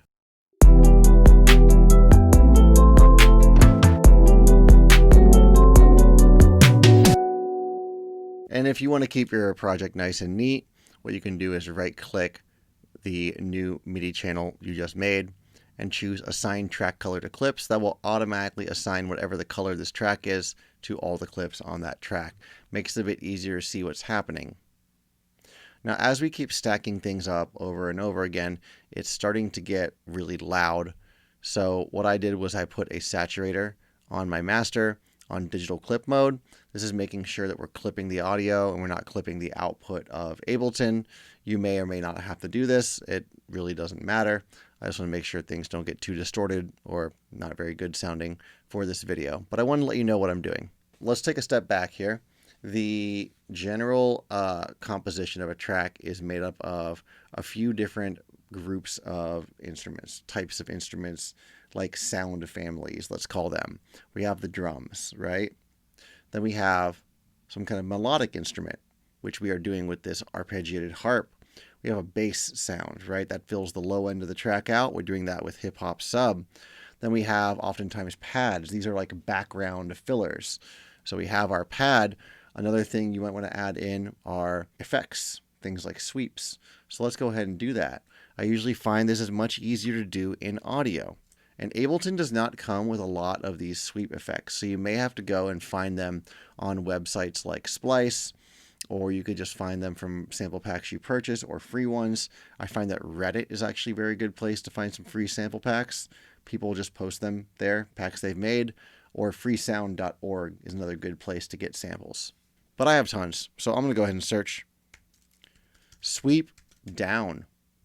Here's one I made for one of the EDM Prod Super Knobs packs. So this sample came with a pack of devices I made to facilitate transitions and also a free sample pack addition along with it, which is great. Let's go ahead and drag and drop it onto the project. And now we have a nice sweeping down effect happening right at the beginning. It's just very loud, so we have to turn the output of our channel down.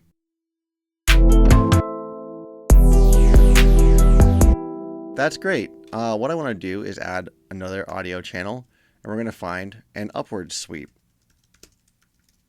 Maybe just like a sweep transition. This will work. I'm going to go ahead and drag and drop this in here, and this is automatically being warped so that it matches my project tempo. If I were to click unwarp on it, it's a little bit out of time. Your project may or may not be doing this. If it is not doing it and you want it to, or vice versa, what you have to do is go into your preferences, underneath record, warp, and launch. Under warps and fades in the middle here, you can choose to loop or warp short samples.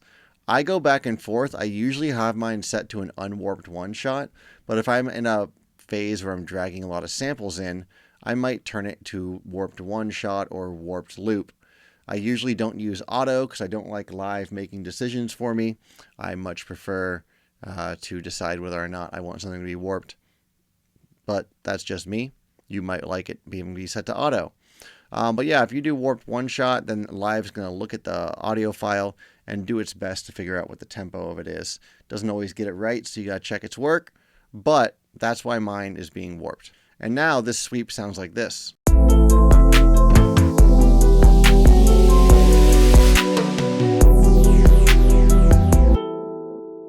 Not bad, not bad. I kind of want it to cut out entirely here, so I'm going to highlight this part of the clip and press delete. I don't really want that last little tail.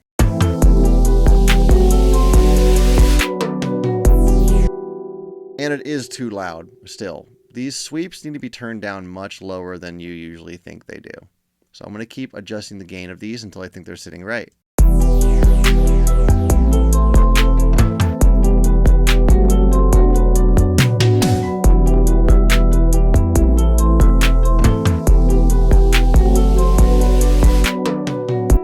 Nice. And at the fill, we might want to turn off all of the instruments that are currently playing just to give it a little bit of room. Sometimes it's nice to pull out sounds during fills to make that a bit more of a moment.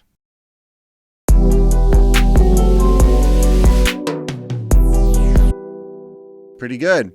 Problem is this ARP that we're using and the pad, they both trail out quite long. So here's where we're going to get into some automation. As I mentioned earlier, automation is a way for you to automatically turn on or off parameters or control a parameter any which way you want. Now, the way that you enter automation mode is either by pressing A on your keyboard, and then all of a sudden we're in automation mode, or it's by clicking this little icon that you can see right up here above where your track list is. And in order to automate a parameter, it's very easy in Ableton. All you have to do is click the parameter that you'd like to automate. For example, I want to automate my tracks on and off because I want them all to cut out directly when I have this fill. So I'm going to go ahead and just click this little on-off button a few times, and you can see that Ableton automatically pulls up this little dotted red line that is moving along with whether I turn it on or off. This is the automation line. The way that you add automation, when it's dotted like this, that means there's nothing being automated on it, but the possibility is there. And if you want to automate something, all you have to do is click to add a dot, click to add another dot, and then drag that dot down.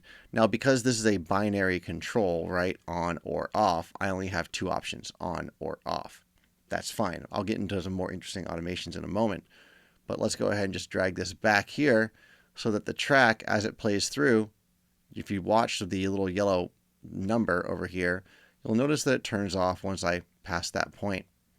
Let's do the same thing here. You can also right-click a parameter and say Show Automation.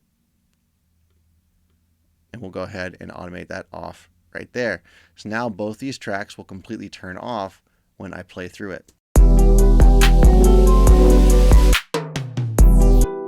Kind of cool. Oh, I realized this delay was turned off the whole time. Let's turn our delay back on again. So what I want to do now is automate some other parameter. Maybe we'll automate this auto filter. It'd be kind of cool if this opened up gradually over time for a little bit more, tension, forward movement, and variation throughout this loop we've made. So I'm going to set this quite low. And then what I'm going to do is press A to enter automation mode. And I'm going to click the frequency knob. This is the knob that determines where the frequencies are being cut off at. And we can see it brings up the line relating to auto filter's frequency. How do I know? Well, if I look over here, these two drop downs have auto filter and frequency. The top drop down is the device that you are going to be automating a parameter on.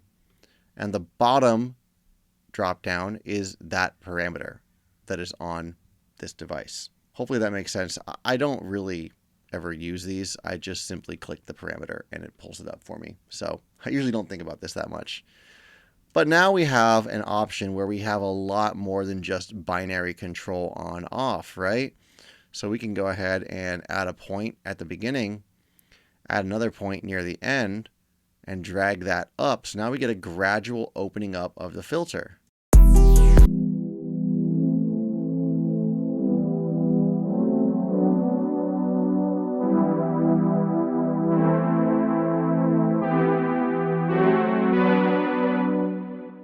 Oh, and by the way, when you have a track soloed, you can still hear it even though the track is turned off. So that's why we heard that tail out even though I had this whole track automated off. This is a feature, not a bug. But there's a lot more we can do with automation here. So I can add more points in the middle. I can create these crazy curves. I can create these, crazy moments. If I want to delete all of those, I can just highlight them all and press delete, and now they're gone.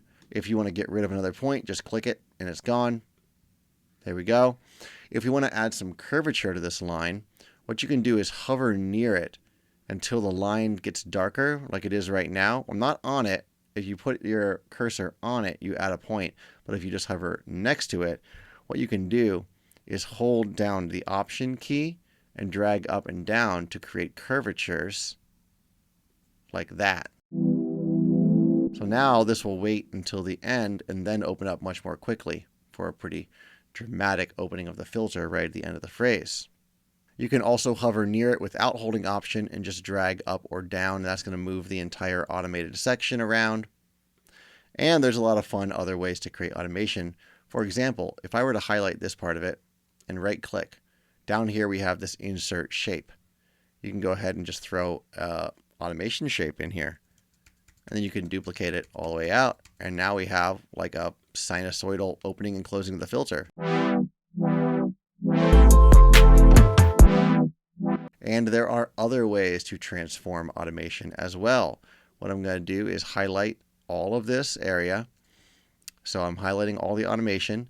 And if you look at the corners, sides, and the middle, top, and bottom, you'll notice these tiny little squares. And these squares allow you to, once you click and drag them, create these edits to your automation. Move it all up like that. You can transform them all around. You can make them squish by dragging in left and right. And if you hold Option while clicking and dragging these around, you get a whole other range of these too. So now I can like flip them over, invert them, invert it this way. So there's lots of fun stuff you can do with this. As I mentioned though, once you've automated a parameter, you can no longer physically move that around without breaking the automation. If you break the automation, it's no longer going to work. So it's not being automated anymore. The filter is just all the way down. We can turn that on one of two ways. One is clicking the little red arrow up at the top, or what you can do is right click the parameter itself and choose re-enable automation. There you go. Let's just say you have more than one thing automated. Sometimes it's easy to lose track of what's being automated. What I'm going to do is automate something on here. Let's just automate the high pass filter that's actually built into the instrument. So this is what's known as a low pass filter. A high pass filter does the opposite. It looks like this, and it cuts low frequencies out. It allows the highs to pass, whereas a low pass allows the lows to pass. So we're going to automate the high pass, and we're going to have this going up over time too. And I'm going to return this to a more normal automation. That's fun and all, but I want this to just simply open up like that, like we started with. But we want this to be low pass. There we go. So now I have a high pass filter.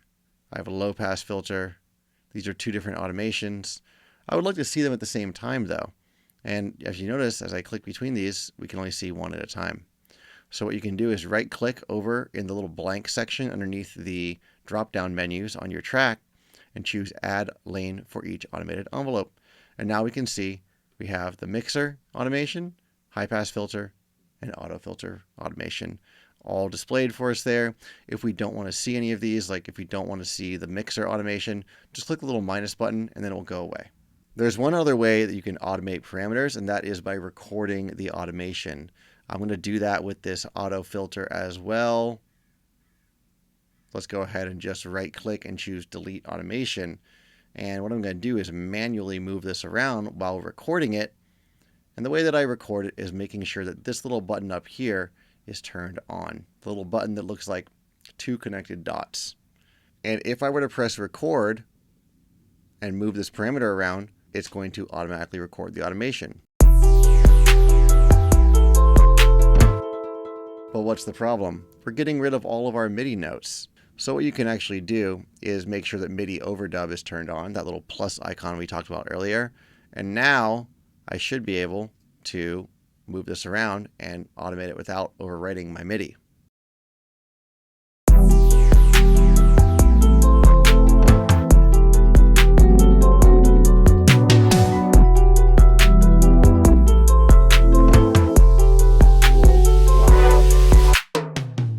I didn't really start where I wanted it to, so I can just delete all of that and add a new point so it starts a bit lower like that. How do you edit this though? It's crazy. Like if you want to get in here and make some tweaks, there's too many points everywhere. So what you can do is highlight all of this, right click and choose simplify envelope. And it's going to like make it as simple as it possibly can, reduce it to the fewest number of possible points while still being true to the shape that you created. So that's a pretty fun way to add in automation. We can see that I did add a little extra in the front here. I can just delete that. I don't really need that extra empty MIDI clip.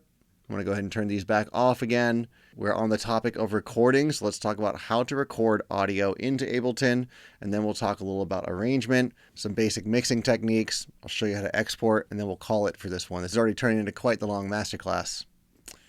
All right, so the way that you record in Ableton is, first of all, you need an audio track, and we have to activate that channel for recording. I'm going to go ahead and click the little red record button that's right here. Now, notice when I click another record button, it turns off the recording arm that is on any other track. That's not necessarily how your project might work. I can't remember what the default for Ableton is, but what you can do is right click and check or uncheck arm exclusive. Alternately, you can go into your preferences under record, warp, and launch, and under exclusive, you have arm and also exclusive solo as well. And what that means is if one track is soloed and you solo another one, then it turns off the solo from the previous one. This does not mean that you can't solo more than one track though.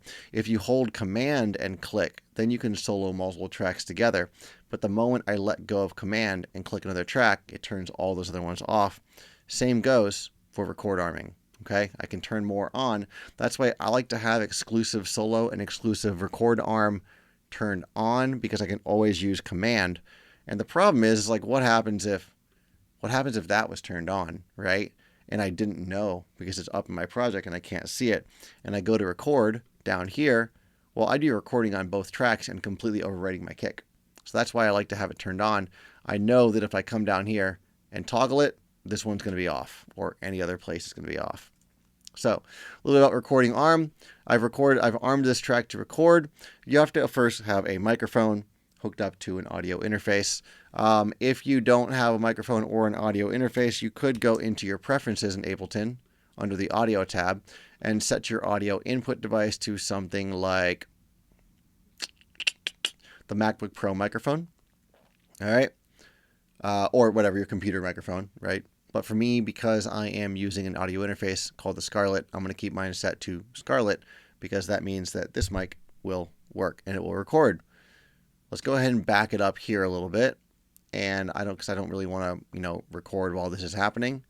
And I'm just going to loop this section. And so I know that my microphone is plugged into input 1 on my audio interface. This is the interface with a lot of inputs and outputs. So yours, if you're not using something that has like 18 inputs or whatever, your options will be much more limited, usually just 1 or 1 and 2. But if I click this drop down underneath where it says external in, I can see all of my different options for the inputs on my interface. We have, 1 through 10. As I mentioned, my microphone is plugged into 1, so I'm seeing audio signal on 1. I'm going to go ahead and make sure mine's set to 1. I'm going to keep this set to off. In, auto, and off. These are your monitoring options, okay? So if you have this set to off, what it means is regardless whether or not this is armed to record or not, you will not hear the audio coming through. If you have it set to auto, what that means is when the channel is not armed to record, you won't hear any incoming audio. But when it is armed to record, then you will hear incoming audio. So whatever I'm saying will come back through. I'm not going to do it because it'll cause feedback and probably mess the audio up. But just know that. And then if you have it set to in, then regardless whether it's armed or not, you're always going to hear the audio being routed through that track. Let's keep this to off for right now. And now that we have that all worked out, what I'm going to do is just choose a spot to record, which is right over here. And I'm going to click record up in Ableton. And then I'm going to say some words. Some words. There we go. Some words. And there it is, playing back at me. We've recorded the audio. Easy enough. I'm going to delete that for right now. Now let's just say we want to get this timed. Like I'm going to go ahead and try and count some words, but I want it to be timed to my project. I don't want to have to edit it too much after the fact or move the words that I record around. Well, what I can do is go up to my metronome. There's a little drop down next to it. And if you click that, you'll see something that says count in. What this does is it gives you a 1 bar, 2 bar, or 4 bar count in. And then it'll go click, 2, 3, 4, and then it starts recording, which allows you to get the tempo in your head before you record. So I'm going to set mine to 1 bar. I'm going to click record again. And now we are recording. And now we are recording. And you can see that I got this mostly on time with the beat. Pretty good. Close enough anyway. So let's go ahead and record a fun little pre-drop vocal. Let's get chill. I don't know. It's just kind of a chill tune. So I'm just going to go ahead and drag this over here. And we're going to use it as a pre-drop vocal. Let's get chill. Very, very nice. Now it's a bit quiet. So if I double click the clip, what I can do is come over here and turn the gain of the clip up using this gain slider. Now it'll be a little louder. Let's get chill. If I want, I can pitch an audio sample around using this pitch knob under here. Let's get chill. Now I'm a chipmunk. As you're pitching stuff around, if you notice, even though I'm pitching it, the timing of this is staying the exact same. What's happening here is Ableton is time stretching the audio. Because it's warped, it's not going to move the timing around even though I change the pitch. But if I unwarp it by turning warping off, I can turn the pitch up, but it's going to make the audio file shorter. Let's get chill. Or if I turn it down, much longer. Let's get chill. Right? Back at the middle is right where we started. So turning warping back on allows me to repitch without changing the timing, and it allows me to change the timing without repitching. So that's two different things. They're called time stretching and pitch shifting. There's a bunch of different warp modes in here. There's beats, which is mainly meant for drums. There's tones and texture. These are very similar. I think of texture as like tones plus, more or less. You can do some pretty cool stuff with it. It's like a granulator of sorts. So if I were to turn the pitch up, it sounds more grainy. Let's get chill. Let's get chill. Some pretty cool effects you can do with that. We have repitch mode, which basically doesn't allow you to pitch it at all. What it's going to do is just at the original, speed, it will play it back at the original rate, or I could stretch this out. Let's get. So it does the same thing as pitching when it's turned off. I use this for certain drum sounds a lot where I need it to be in time, but I don't really care about the pitch. Like a hi-hat loop. If the hi-hat loop is a little bit out of time and I don't want it to have like a really grainy stretch sound, and I don't want to sit here and play around with the pitch knob to just like dial it in perfectly, I can warp it using repitch mode, and that way it locks into time without introducing warping artifacts. Because if you were to warp something quite far away from the original timing, it introduces this grainy, like kind of like weird artifact. You'll hear it when I play this. Let's get... See how it's kind of like robotic sounding? That starts to creep into the audio, and repitch helps to just avoid that completely. Complex is the most all-round warping mode. If you don't really know what you should be using, I usually start with that. I have in my preferences under record, warp, and launch, I have my default warp mode set to complex. I believe yours, if you just open Ableton, is probably set to beats. So you might want to switch this to complex. And then we have Complex Pro. I find this is best for vocals. I pretty much don't use it on anything but vocals. But that being said, if you're warping something around, go ahead and try it on Pro mode. It might sound better. It's very different depending on what sounds you're working with. Very different. So I would just give it a shot. You might like it. I'm keeping this on complex though. And I like to turn it down a little bit. Kind of liked when it was lower. Let's get chill. That's pretty cool. And let's just go ahead and add a little bit of reverb to this. Oh, first of all, let's clean it up. All right. So first things first, after I've recorded, I want to add an EQ because there's probably a bunch of low crap in here I don't need. Let's see all this stuff that's rumbling at the bottom. Don't really need that. I'm going to cut it out. Let's get chill. And maybe we should just not pitch it down that much. Let's get chill. Actually, let's not pitch it at all. I'm going back and forth about this, but, Let's get chill. Such a silly little vocal. Okay, now we can add some reverb. I like hybrid reverb.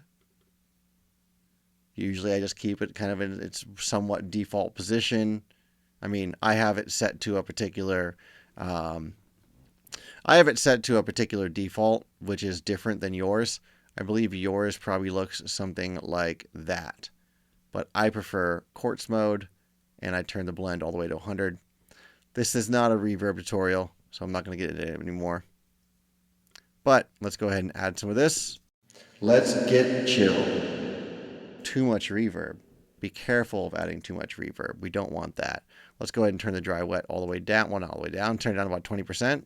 Let's get chill. Let's turn the size down. This is the size of the room it's emulating. And the decay time down. That's how long it decays away. It's similar to feedback on a delay like we talked about earlier. Let's get chill.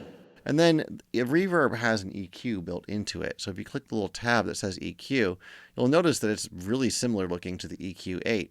This is an EQ just for the reverb signal. You usually, when you're using reverb, want to cut a bit of the lows out and sometimes also a bit of the highs as well. Let's get chill. I just want to give it a little more space, right? And let's also add a delay in here as well. But I'm going to drag the delay in front of the reverb.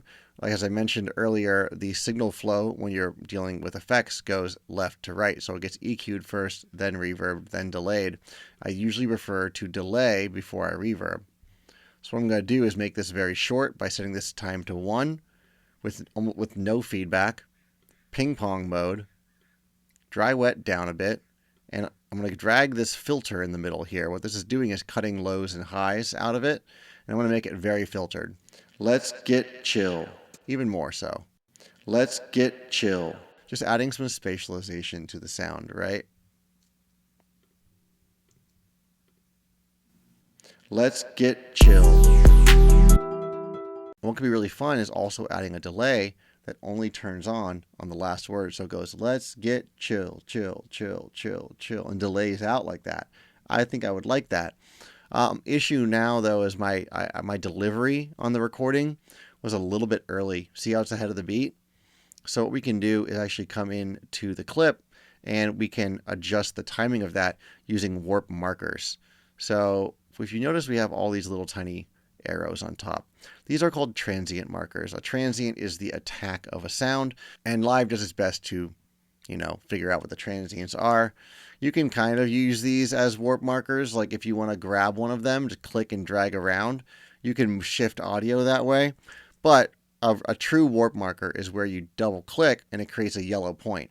I want you to think of this as like putting a pin in that part of the audio, because now I can make another point over here and I can drag this around without moving that area. So it keeps it locked in place. That being said, I kind of do want to pull this back a little bit. And then this one, because I moved these two, now it's a little late, right? So I'm just going to double click that part of the audio where it's the beginning of the word and drag it onto 1.4. So now it's perfectly timed up. I can actually get rid of this part of the audio and that part of the audio because there's nothing really there. Let's get chill. Now it's nicely in time, and I can add another delay. Let's make it a quarter note delay.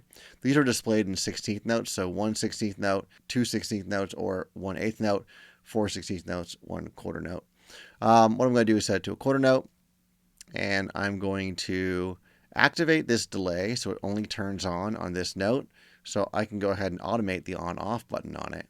Let's click it, make sure it's activated, make sure it's off before, and then right on the word chill, it turns on. Let's get chill, chill, chill, chill. That's pretty neat. I'm actually going to make this one a ping pong as well. I just like ping pong delays. Or what we can do is we can actually come over here to the left and right side and just add a percentage offset a little bit. So it's going to widen it. It's basically delaying one side a little differently than the other, so it makes it feel like it's more wide. Chill, chill, chill. And then, of course, we should filter it. Chill, chill, chill, chill, chill, chill, chill. I'm just dragging it around until I think it sounds good. Let's get chill. And I can duplicate this over to right here, right? Add it another halfway through. And all of the automation that I added is also copied along with me. Of course, if I had done something like this, now we can really see the automation is copied, right? I don't really want these parts of it though, so let's turn them off. Maybe this one will take the pitch down a bit, just for fun. It's a bit quiet, so we're going to turn it up some. And I want this one to last much longer, so I'm actually going to automate the feedback time up on the second time only.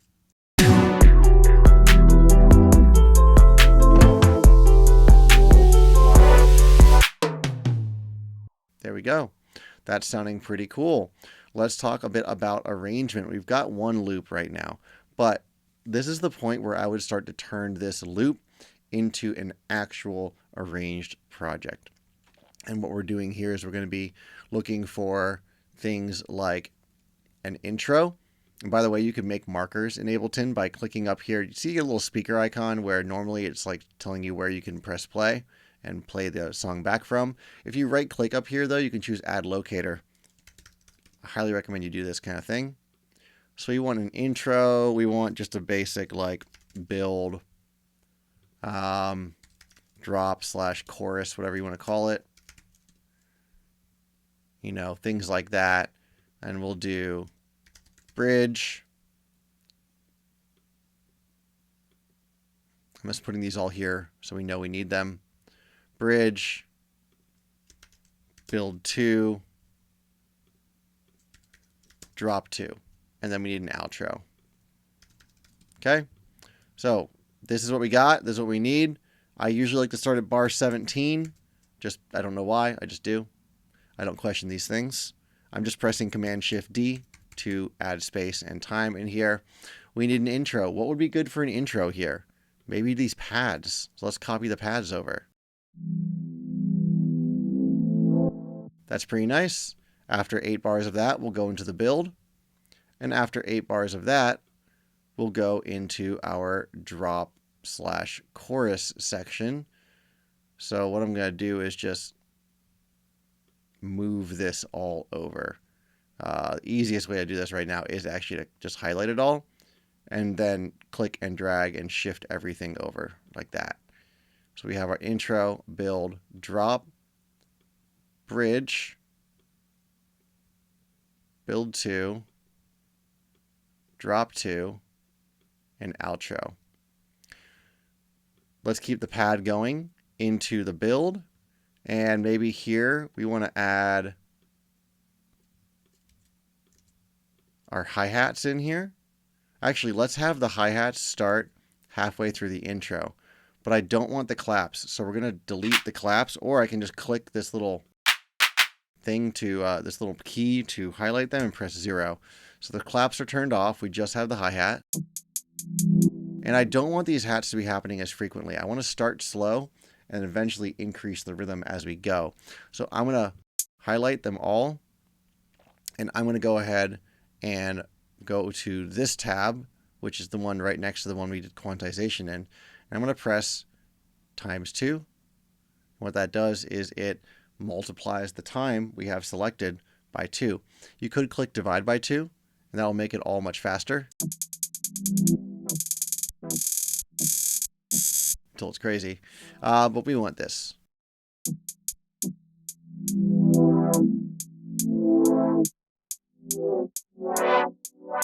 And let's go ahead and change this automation because it's kind of wacky. We're going to delete it all. And we're going to make this all one big build. Like that. And then we can get fun and play around with it there.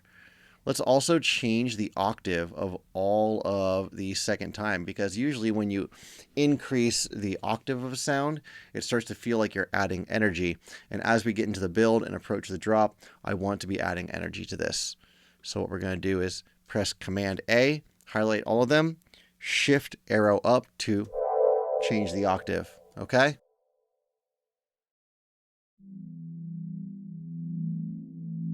And for fun, let's go ahead and add this sample at the beginning as well. I can copy it by holding Option, clicking, and dragging. It's a nice way to copy things.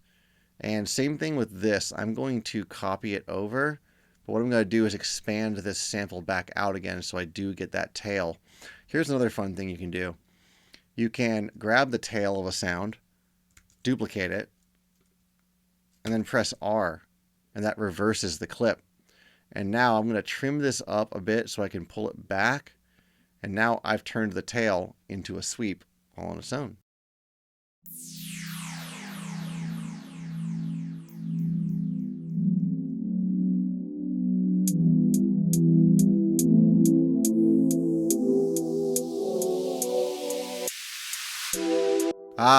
I did copy over the automation that cuts off the sound here. So let's go ahead and click this tab, go to the mixer, and delete the automation from the first time it happens. I don't want it to happen there. I want it to carry through. Maybe in here we can add some gentle bass. Okay, I'm just going to make a new clip, and I'm going to make it just a simple E.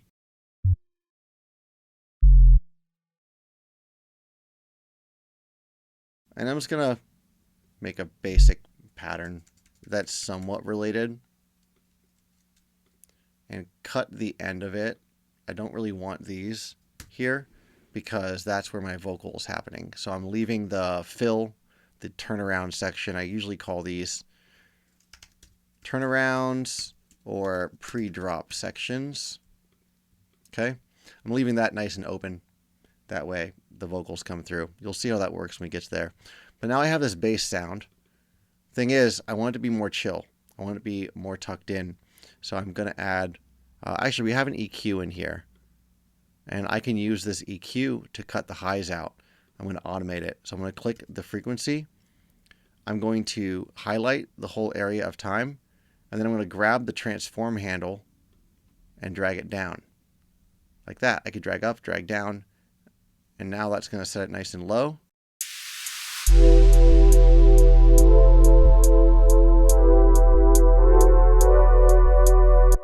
And let's go ahead and just open it up over time as we approach the drop.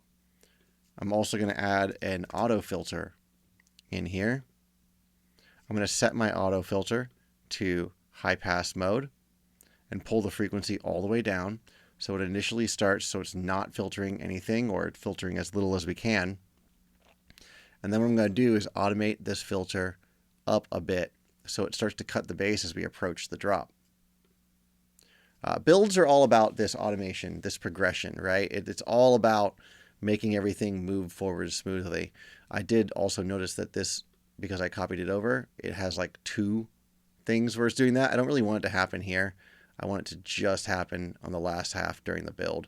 This is that high pass filter that we automated before.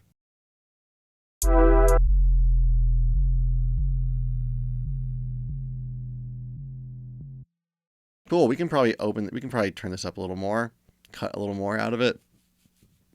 I obviously don't want to be high passing my bass though. So we're going to automate this off at the drop like that.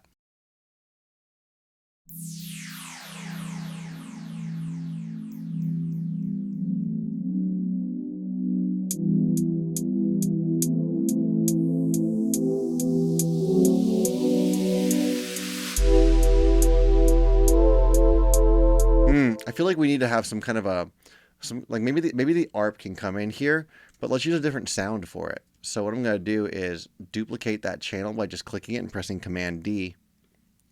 And then I'm going to press Command X and Command V. So I cut it, copy it to my clipboard. That's what Command X does.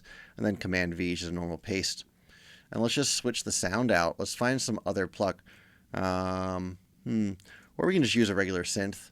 I'm just going to double click and add an operator in there. It's just a sine wave. And that's all I want you to do with this is turn the spread up.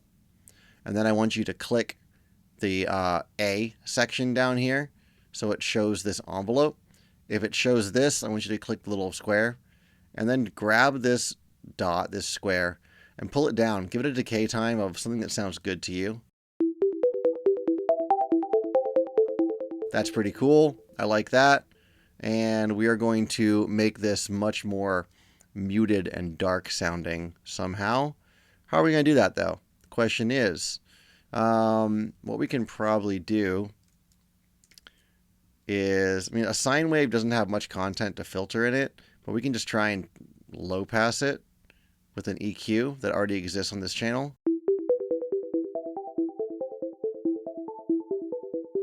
It's mostly just making it quieter, but it's kind of the quick and dirty, cheap way to do it. Let's just make it much quieter, like that.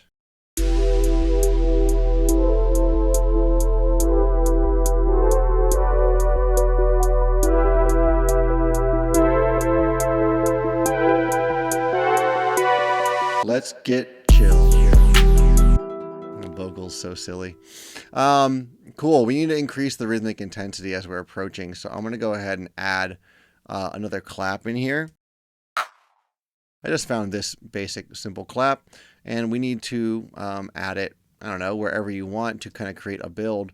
I'm just going to basically go like this with it.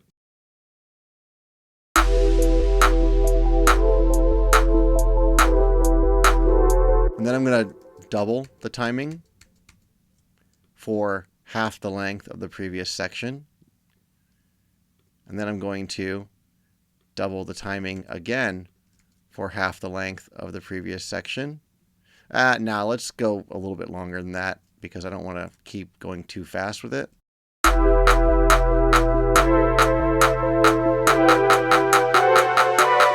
Let's get chill. Let's cut this last clap out and add a kick there instead. Like that. And I want to filter this clap down. Let's start with it quite filtered back. We're going to open the filter up over time, but I want it to curve. So I'm going to hold down Option and curve like that. So it really opens up mostly at the end. And I'm also going to add a second auto filter on high pass mode. Actually, what we can do, hold up. I'm going to set this to a band pass instead. So a band pass cuts lows and highs. This might work great.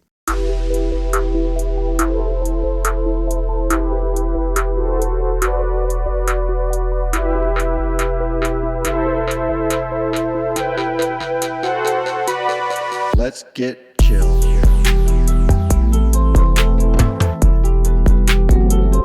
Yeah, nice. All right. Now I'm going to rush through the next part of it because typically once I get my intro, build, and my first drop done, what I do is I take everything that's in this whole vertical region and I press Command-Shift-D, which kind of makes me, wish I hadn't made all these extra markers. That's okay though. I duplicated time, right? So I'm going to go ahead and call this bridge,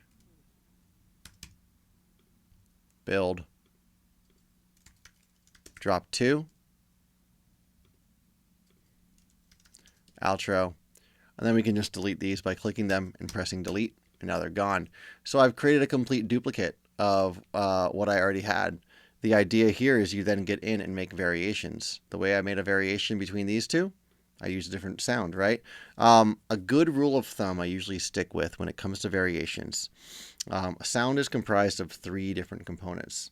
You have rhythm, you have pitch, you have timbre, which is like the brightness, the darkness, how it sounds, right? Like what kind of a synth it is. I usually recommend people, when they're trying to make a variation on a sound, do not make a variation of more than 2 of those 3 parameters. Like, you can vary the sound, like the timbre, but not the pitch or the rhythm. And you hear that all the time in lots of EDM, right? You'll have like a bam ba ba bam bam bam bam ba da da, and then you'll have like wop wop wop wop wop wop wop wop wop wop. You know what I mean? Like that's a timbral variation. So like a rhythm variation on that same, famous line would be like dun dun dun dun dun dun dun dun dun dun dun dun dun dun dun dun dun dun dun dun. Like you've added in extra notes, and of course the pitch variation is dun dun dun dun dun dun dun dun dun. Dun, dun, dun, dun, dun, dun, dun, dun, dun. Whatever. You get the idea, right? And you can do a couple of those, but if you do all three, you've varied the pitch, the rhythm, and the timbre. It's not a variation anymore. It's a whole new sound. I'm not going to do that here just for the sake of time, but we are coming out with another video at some point soon. That's going to be more about workflow, and we're going to dive a lot more into that then. At least this gets you started and going and building a beat. Let's talk a little bit about mixing, all right? We're nowhere near the stage I would really consider to be like a proper dive into mixing, but a few general pointers, all right? Obviously, if something is too loud, turn it down. That's easy. I know that sounds obvious, but it's not quite as obvious as you might think. The way that you turn it down is by using the sliders that are on the mixer, okay? What I do not recommend you do is automate these sliders. A lot of people do that because then you can break them when you are, trying to make changes. It's much, much better if you do need to automate volume to use something like a utility. And then this has the gain knob here, and you can automate your gain knob. And then you can make, global adjustments to that track using your mixer volume. Another really important thing is to do what we were doing on some of these sounds, and that is cut lows out. So for example, if I don't want the lows in this pad, what I can do is use a high pass EQ, which is this one right here, and just drag it up so that all the junk at the bottom that I do not want is cut out. See, I already did that on these files because, like I said, I made these samples for the Super Knobs pack. That's not going to be one on there, but let's check over here on the operator. Not really a lot down there, but I might cut it anyway. Now, there's definitely a ton here on this harp, which is why I wanted to cut it early because I couldn't stand listening to it. But what we can actually do is use the even sharper one, the one that says ×4. And that really cleans the sound up nicely. Let's check a few more of these sounds. Yeah, that's fine. I might add a little bit of high passing. This one has a ton of stuff at the bottom I don't really want in there. So I'm going to high pass that. I'm just using a gentle one.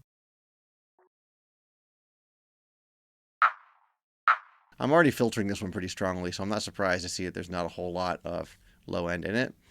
Let's check our drum rack.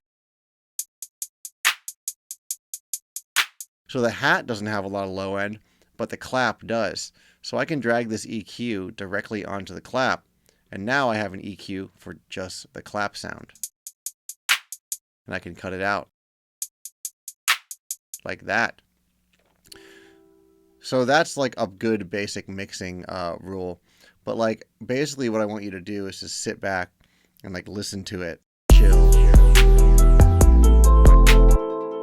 And notice if anything grabs your attention that shouldn't be grabbing your attention. That usually means it's too loud and needs to be turned down. Before you reach for any fancy tools like EQs, compressors, anything like that, first of all, just see if you can fix it with volume changes. That's the best advice I can give you there. Half the time you can. Maybe more than half the time. Not all the time, though. So that's a little bit about mixing. Not a ton to really get into regarding that right now. Generally try to avoid clipping, but don't be afraid of red. Okay. It's okay. If it sounds okay, it is okay. I don't care what you hear anywhere else. If it sounds clipped and bad, then yeah, like that red lining you might see on your meters is bad, right? If you're clipping and it sounds good, lots of music is clipped now, and that's just how it is, I think it's great. I love it. If you notice on my master channel here, I put a clipper instead of a limiter. I don't really like using limiters. I personally find I like the sound of clippers better. It's personal taste. A lot of producers are doing this nowadays in the EDM world. That's basically all there is to say about mixing. I personally tend not to pan stuff all that much. I could talk a little about that. I don't use a lot of panning. I find that It's distracting for me to have sounds off to one side or the other. But, you know, if you are working with like a band recording, or if you're like trying to track a couple guitars, like let's just say, you know, we have both of these going on top of each other, perhaps maybe you might want, like this is maybe guitar 1 and guitar 2. You might not want them directly on top of each other, so you can go ahead and pan one a bit off to one side and another one a bit off to the other side, like that. What I don't want you to do, not necessarily, is to hard pan them left and right. That can be really distracting for the listener, depending on the content of the audio you're recording or playing back. See what you can get done with a slightly less amount of panning. I find that many of my students, I'm having to always tell them, you know, the hard pan sound you have here is popping out of the mix because there's nothing else that's that wide in your track. Let's pull it in a little bit. You get your stereo width, you get your difference in the left and the right, but you're not going so hard that it's like distracting. Put it back the way it was there. Let's talk about exporting. And this will be the last thing we discuss for this video. So the easiest way to export is to highlight the whole region of time that you'd like to export. Let's say we do have an outro and the song is done there. I'm going to highlight here and I'm going to press Command, Shift, and R. That R stands for render. Okay? A few things that you want to make sure. If you are exporting like a final track, make sure your sample rate is 44/100. Make sure your bit depth is set to 16. And then make sure that you have this set to one of the dithering options. However, if this is not your final master, do not dither. What dithering is, it actually literally adds in extremely low level noise. That noise helps to avoid other more unpleasant noises that occur. It kind of produces like a masking effect. So when you are, you know, downsampling audio to like 44/16, that can introduce some weird artifacts, strange noises that we don't really want. Dithering helps to get rid of that, but it does add noise. You can't notice it unless you were to dither over and over and over again, which is why you only want to do it once at the final master. Whichever option here you want to choose is great. It's different types of noise, basically.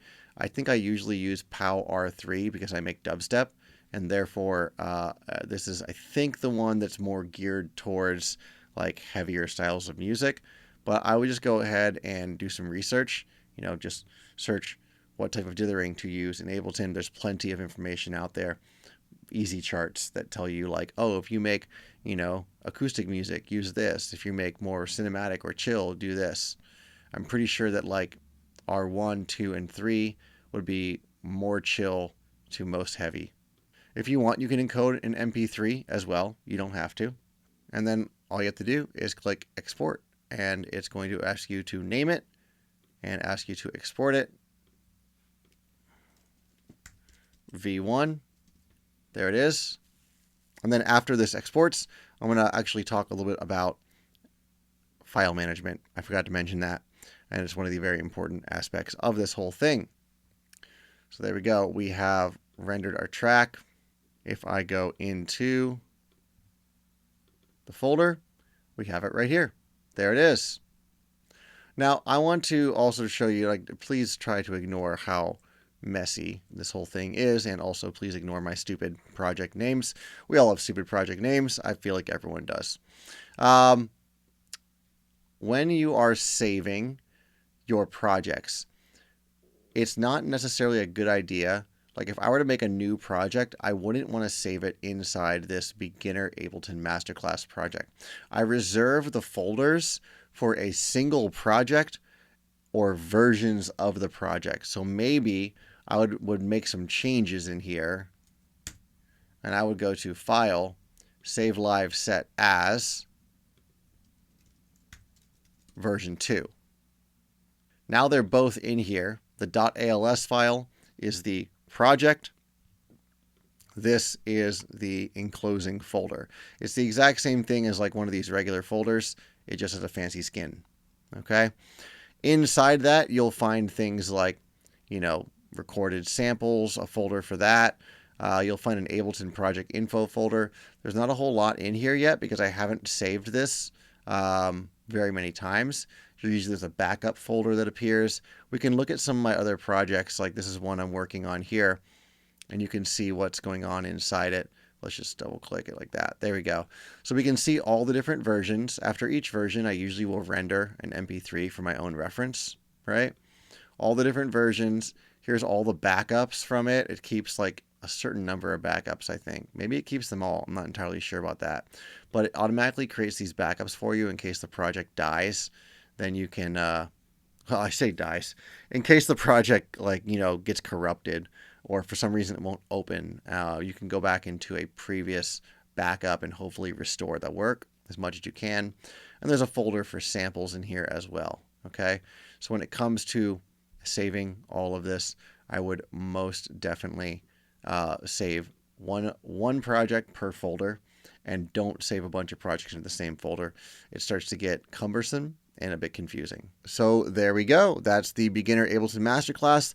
That should get you going. Obviously, I had to skim over some things. Ableton is such a deep program that it would be impossible to, in a reasonable amount of time, present every idea. But if you liked this video and you found it helpful, please be sure to like it, throw a comment down there, subscribe for future tutorials. We'll be doing a lot more Ableton stuff, diving deeper and deeper and deeper as we go. All right, I'll see you next time.